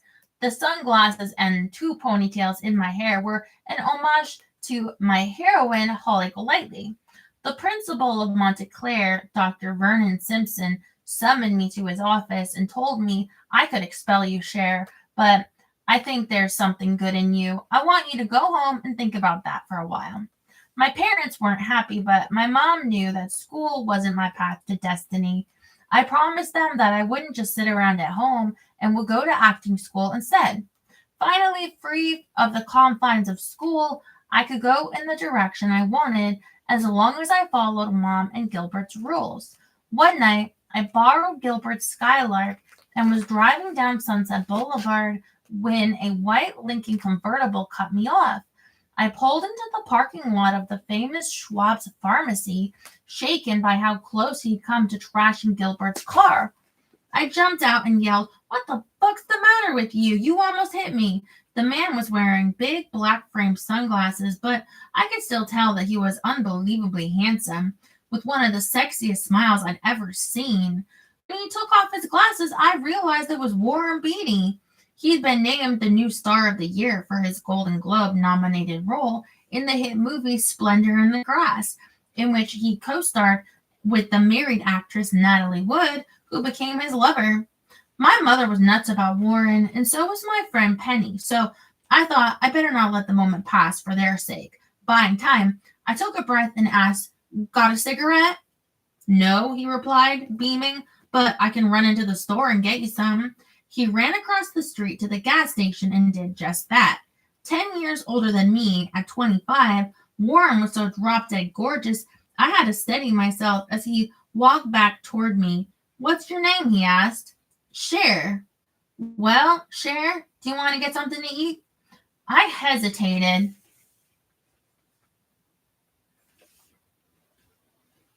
Oops. Ay, ay.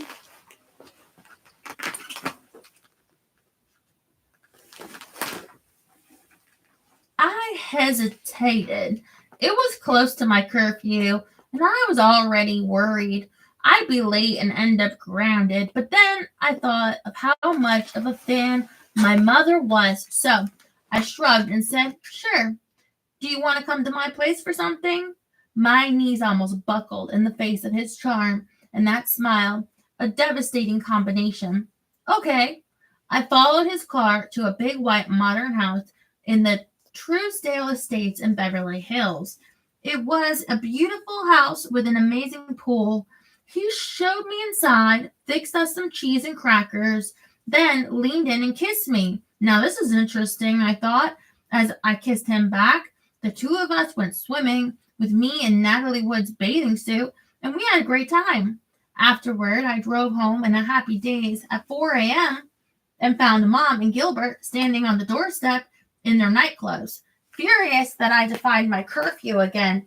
"You will not go out again until you're 21, my mother yelled before sending me to my room. But nothing could burst my bubble.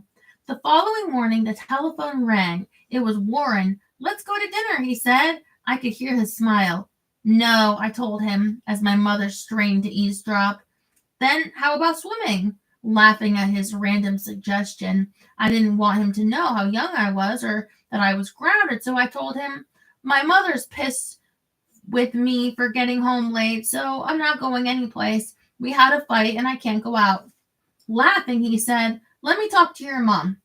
I wish I had a photograph of the look on her face when she realized who she was speaking to. She literally melted in front of my eyes. 10 minutes later, she was inviting him over.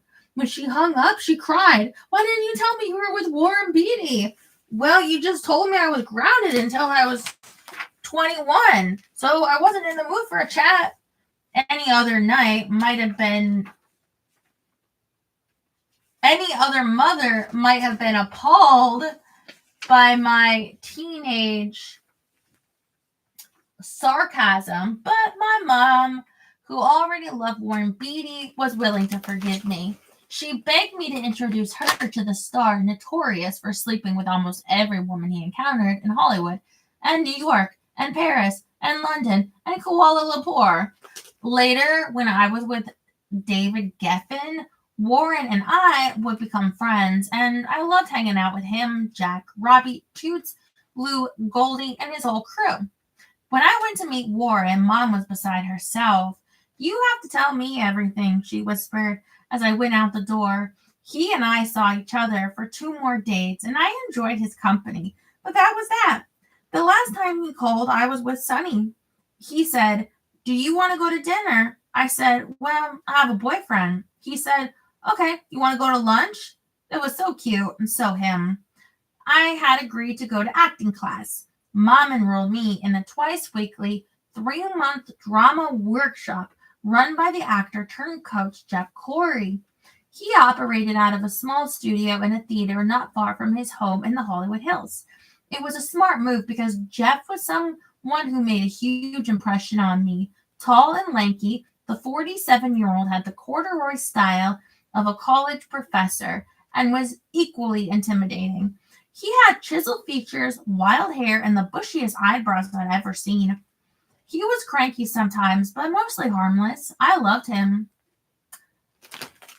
In the 1950s, he'd been blacklisted by the House Un-American Activities Committee for refusing to rat out suspected communists in Hollywood during the witch hunts orchestrated by Senator Joseph McCarthy and J. Edgar Hoover. He was a brave and principled man. When I first went for an audition, however, he took one look at me and sneered, "I don't take children. How could you know anything about acting? You've no life experience." Shocked that he thought of me as a child, I replied, "Bullshit! I've got life experience, okay?" Staring him down, I thought of the million stories I could draw upon. Shrugging, he sent me away with Steinbeck's Of Mice and Men, telling me to come back when I finished it. He had no idea how difficult I found it to read, or that I'd never completed an entire book in my life. I did my best, but the story of two starving migrant workers in the Depression was so gut-wrenching I couldn't get to the end.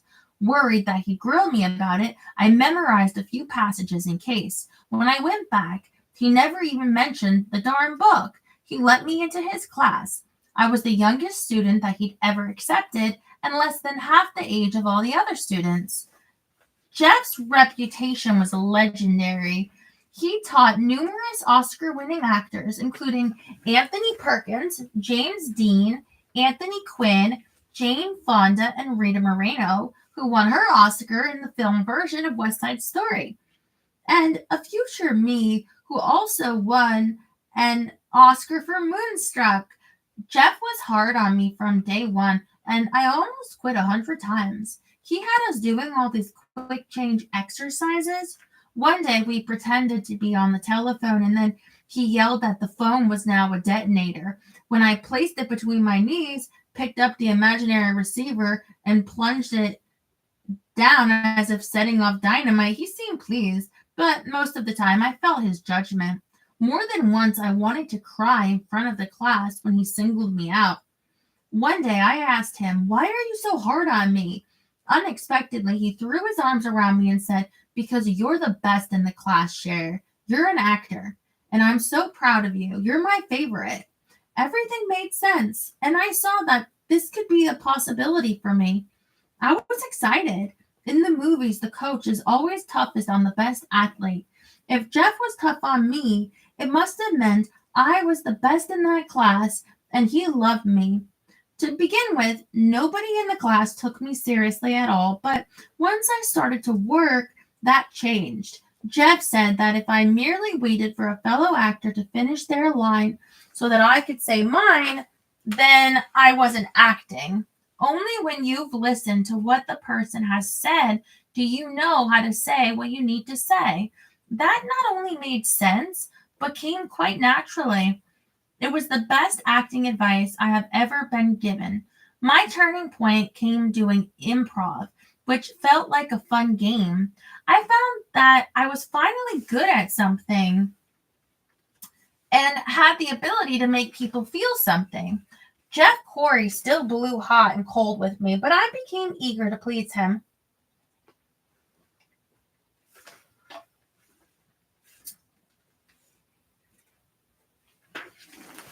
There's like 3.5 pages left in this chapter, so we'll end it there for the night when I'm done with this chapter.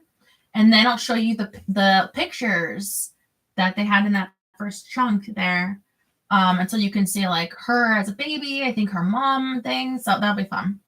But we got 3.5 more pages in this chapter.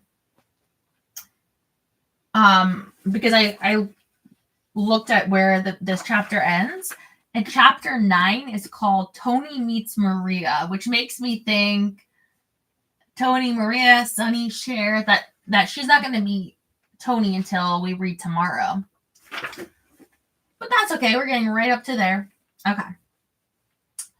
Unfortunately, my acting classes didn't alter the situation for me back home, where Mom was becoming unhappy again, and it felt like I had to walk around on eggshells. I'd be going through something that was bothering me, and I tell her about it, but she always had worse stories. There was no question that my childhood was a million times better than hers, but I also felt anger because I didn't need to be reminded of that fact every single day. And my sister and I felt powerless to change what had happened to her. "At least your father didn't try to gas you," she'd say, reciting the images always on her mind. Gee, and I had no magic wand to take that pain away. Being unable to share my own pain, I just stopped talking at all. G became the only person I would confide in because she loved me unconditionally. I couldn't fight Mom on equal footing, but I knew silence was the key. I'd answer her questions politely, but then offered nothing more. My sister G was the good one who sat in a corner reading books about horses and collecting horse figurines. I now realized that she was merely absenting herself from the tension because eventually she found her voice and clashed with Mom herself. There was some tension building up in her marriage, too. Gilbert was a sweet man who was crazy about Mom, and though she loved him, I don't know if she was ever in love with him. She was happier back in LA than she'd been in New York, but the return wasn't what she'd hoped it would be either. At first, Mom and Gilbert picked right up where they left off, throwing parties, spending time with friends, living the suburban life that my mom seemed to have come to enjoy. But slowly it started to feel like she was playing a part she didn't like, a part that I didn't like either. Mom went to therapy all the time. She cut her beautiful hair just like all the women in the neighborhood. Her designer clothes got more conservative. Her life got more predictable. She may have told herself she was happy, but deep down she wasn't. She knew it, and eventually Gilbert began to realize that all he was doing to make his wife happy didn't matter.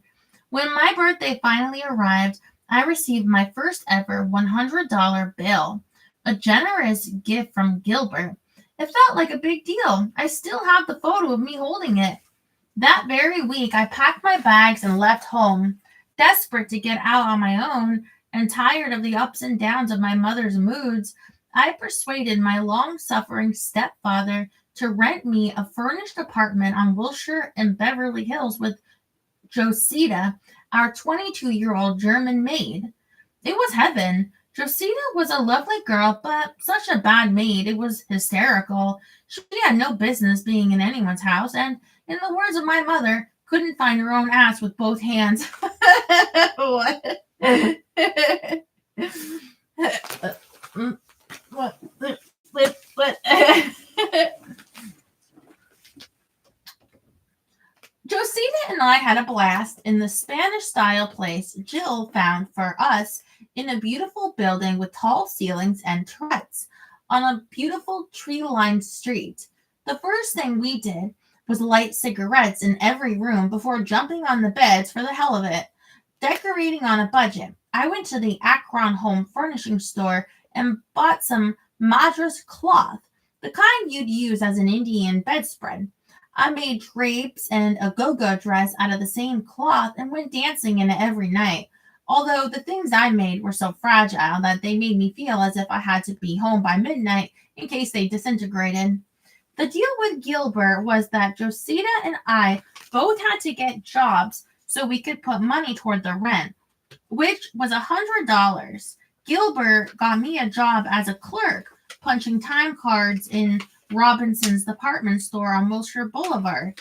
I had to wear a dress and keep office hours. It also involved math, which, as you can imagine by now, made it worse, the worst possible job for me. I never understood the system, even when Gilbert kindly made me a chart to figure out which card went where. The work was boring, and so were the staff, who all seemed ancient to me. Plus, they hated me because I was docking their pay. One day, I was about to punch my own time card when I said to myself, fuck this. I'm not going to work here another minute. I went upstairs to say goodbye to the one lady I liked and then walked out, not even bothering to collect my paycheck. Jake helped me get my next and last ever 9-to-5 job, working at a See's candy store in Beverly Hills.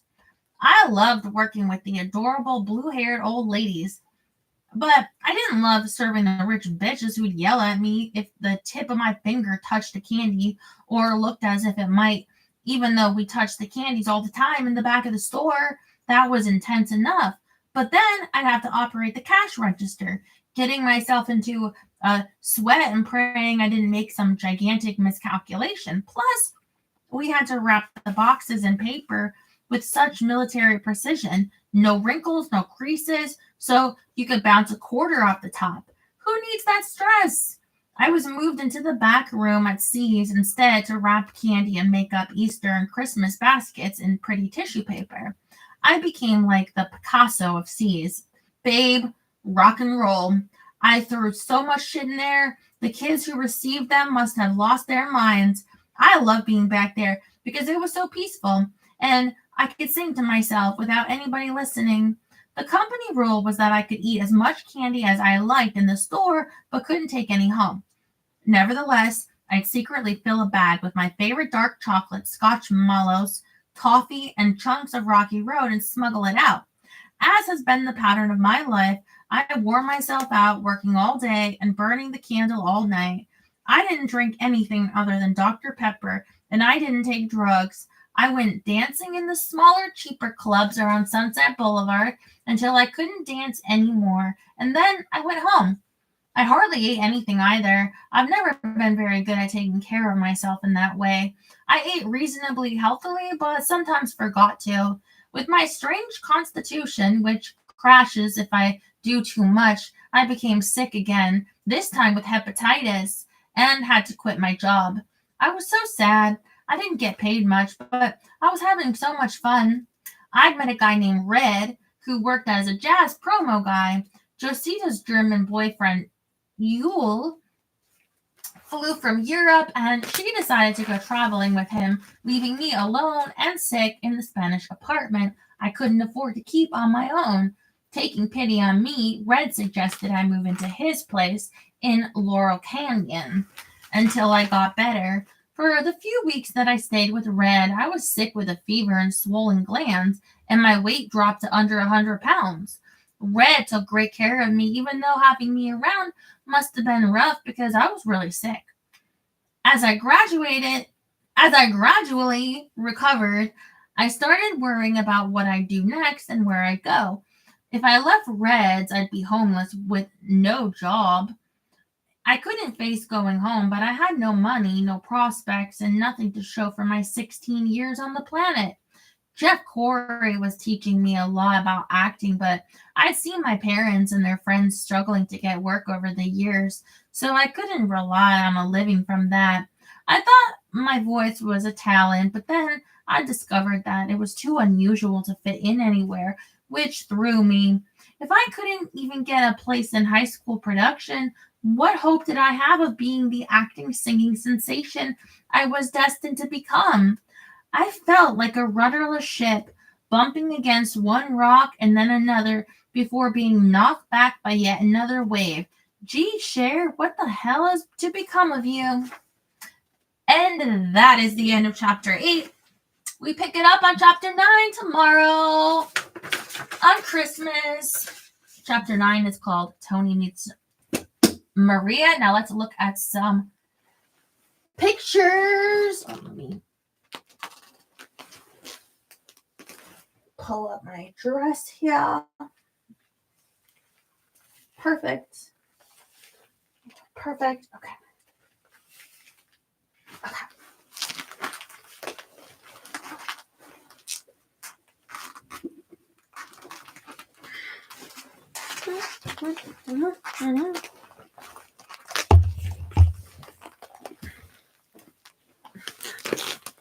I at one point went across my lip with this, so I thought my lipstick might be across my face. I should, but it's not. So that's good. Okay, pictures.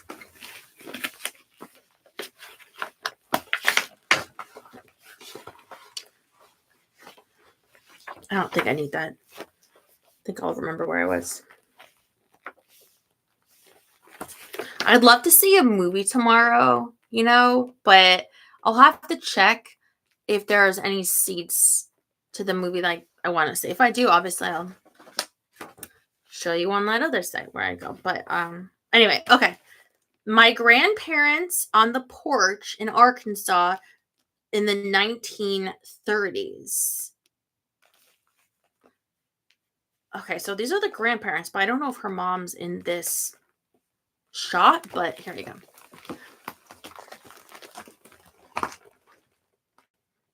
So the older man and woman would be the grandparents. So the kids, I wonder if the mom is in there. You're about to see the mom next. Okay.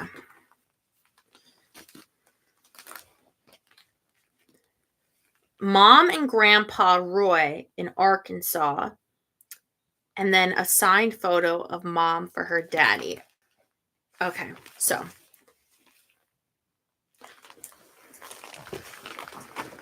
Mom and Grandpa Roy. And then there's, it looks like a professional photo, but it might not be. I don't know. It could be just be a photo booth, but it looks professional. And that's her mom. Isn't her mom beautiful? But I don't see I don't see the resemblance so much. But either way, that's the mom. I mean, I'm not doubting it's her mom. Okay.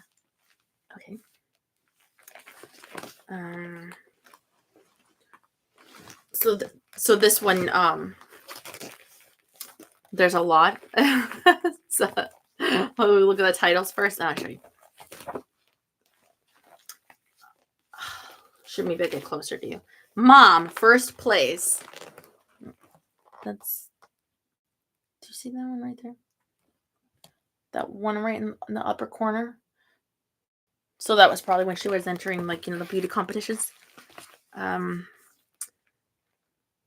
Mom at Ben Bard's in rehearsals for Oklahoma. I was in the audience watching Ben Bard's. I think it was the acting. So that is right here for the Oklahoma. See? A Mom and Colleen. I forget who Colleen is at first. Maybe her friend there with the dark hair smiling. It's Colleen. Okay. Mom on I Love Lucy in a flower pot hat. Well, this you can tell if you know what Lucy Flower looks like. It's this one right there. See? One of my favorite photos of my mom, and it's just her mom in this like black dress. Right there.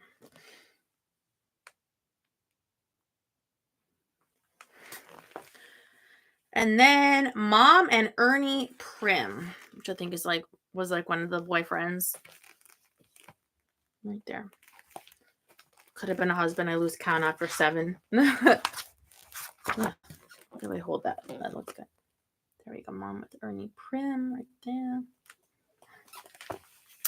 there. Mom and Me in Gardena, 1946. So their mom looks like she got dark hair here. So there's the mom with a little baby Cher right here. You see that? Oh. In front of Jackie's house, Mom, Dad, and G at 6 months, and me at 5 years. Oh, and that's got to be Cher with the little, the pigtails like Wednesday Addams. Right there. Do you see that with the little girl with the pigtails? And then her sister G is being held. I was trying to. There. See that?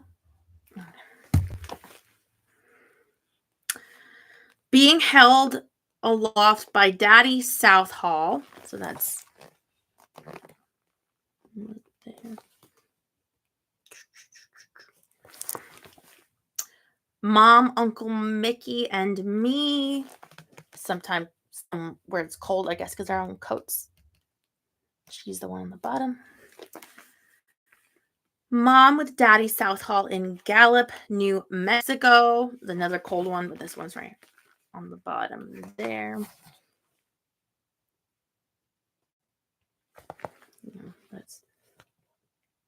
And then this one is Mom, Grandpa Linda, Grandpa Charlie, and me.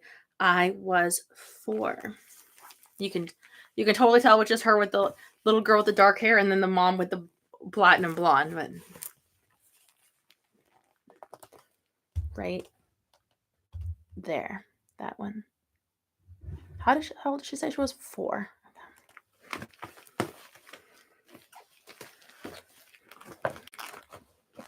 Dodgy Uncle Maggie.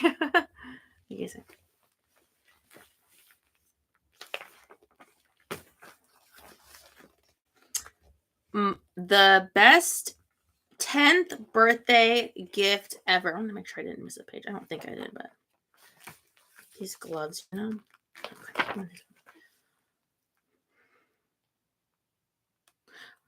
Okay, there's a bunch of kids here, but I think she's the one in the middle.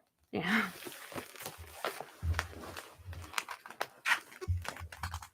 Right there.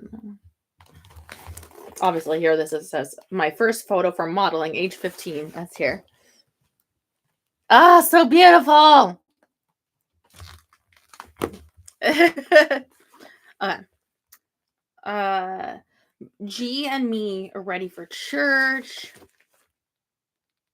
Oh, look how dressed up. They look so cute. You look a little different. Look at, okay. You could definitely see and share the difference between the sister who has a different father and just like her skin, her hair, how much different she looked from her mom. I wonder if that had an effect on her childhood and stuff, looking so different than your mom. Although, I mean, there's plenty of children that are adopted or of an entirely different like race or whatever, but you know, for them, sometimes I think maybe it is hard. Okay. Or what if your parent had like a ton of plastic surgery, you know, and you're like, anyway. G and me on my 10th birthday. There you go. And you got her here with the bangs there. Oh, they're so cute, the sisters. At Beverly Park and Ponyland. Well, you can see here on a pony. I had pony. Let me get that there. Sunbathing with mom and Jake. God, her mom is so beautiful. All right. She's like, she does look like a movie star anyway. So I'm going to show you then both on the bottom. So you can see clear on the pony and then the sunbathing.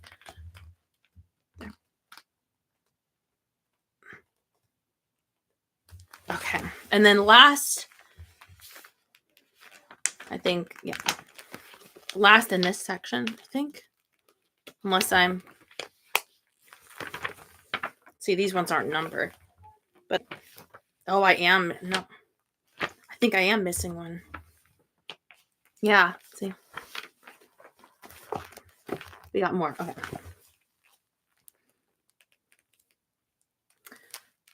My father and me. Right there. Christmas in Encino with mom, G, and Gilbert. Oh, and in this one, and there's like a dog.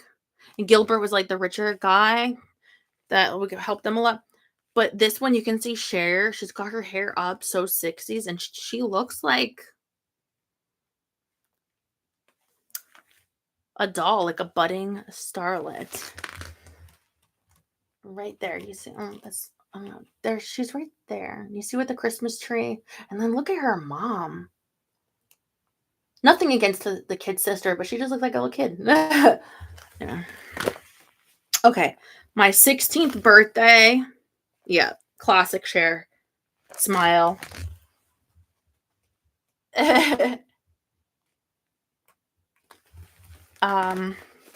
Dancing with G. The blonde streak in my hair is from the accident with mom's dye.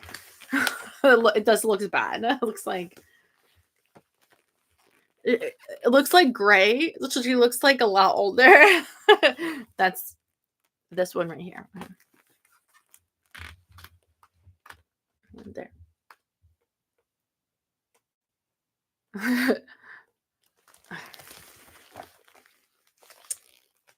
Actually, I was just thinking if I had my phone and I could see what's over there if I was like in view. All right. We're almost done. 5 more pictures left. One. Okay. First photo at Gold Star Studios. I'm watching The Wrecking Crew. There she is smiling. That's so 60s.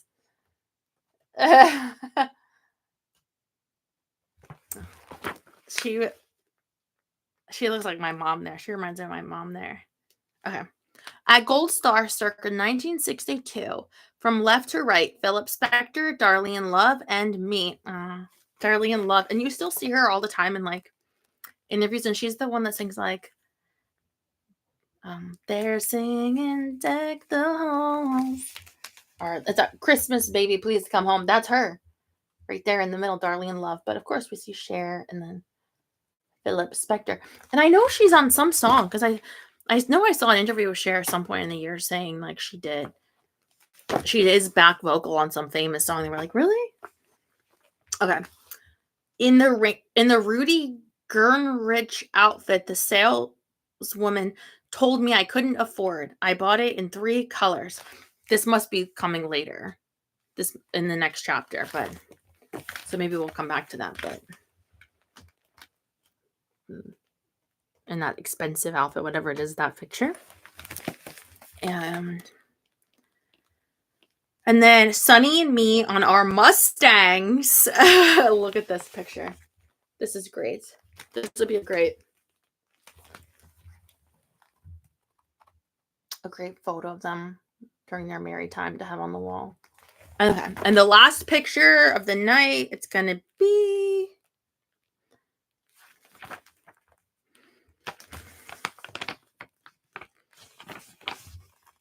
you can probably guess, but Sonny and me in London, 1965, after being turned away from the Hilton because of our appearance. I don't know what it was. Was it his hair too long? So there you go. You got Sonny and Cher. Yeah, that eye makeup is so 60s. For him, like, I'm sorry, but although, I mean, he went on to be, I wouldn't say he went on to be as big as her after, but he was mayor out here for a while. And then his daughter was congressman. Woman.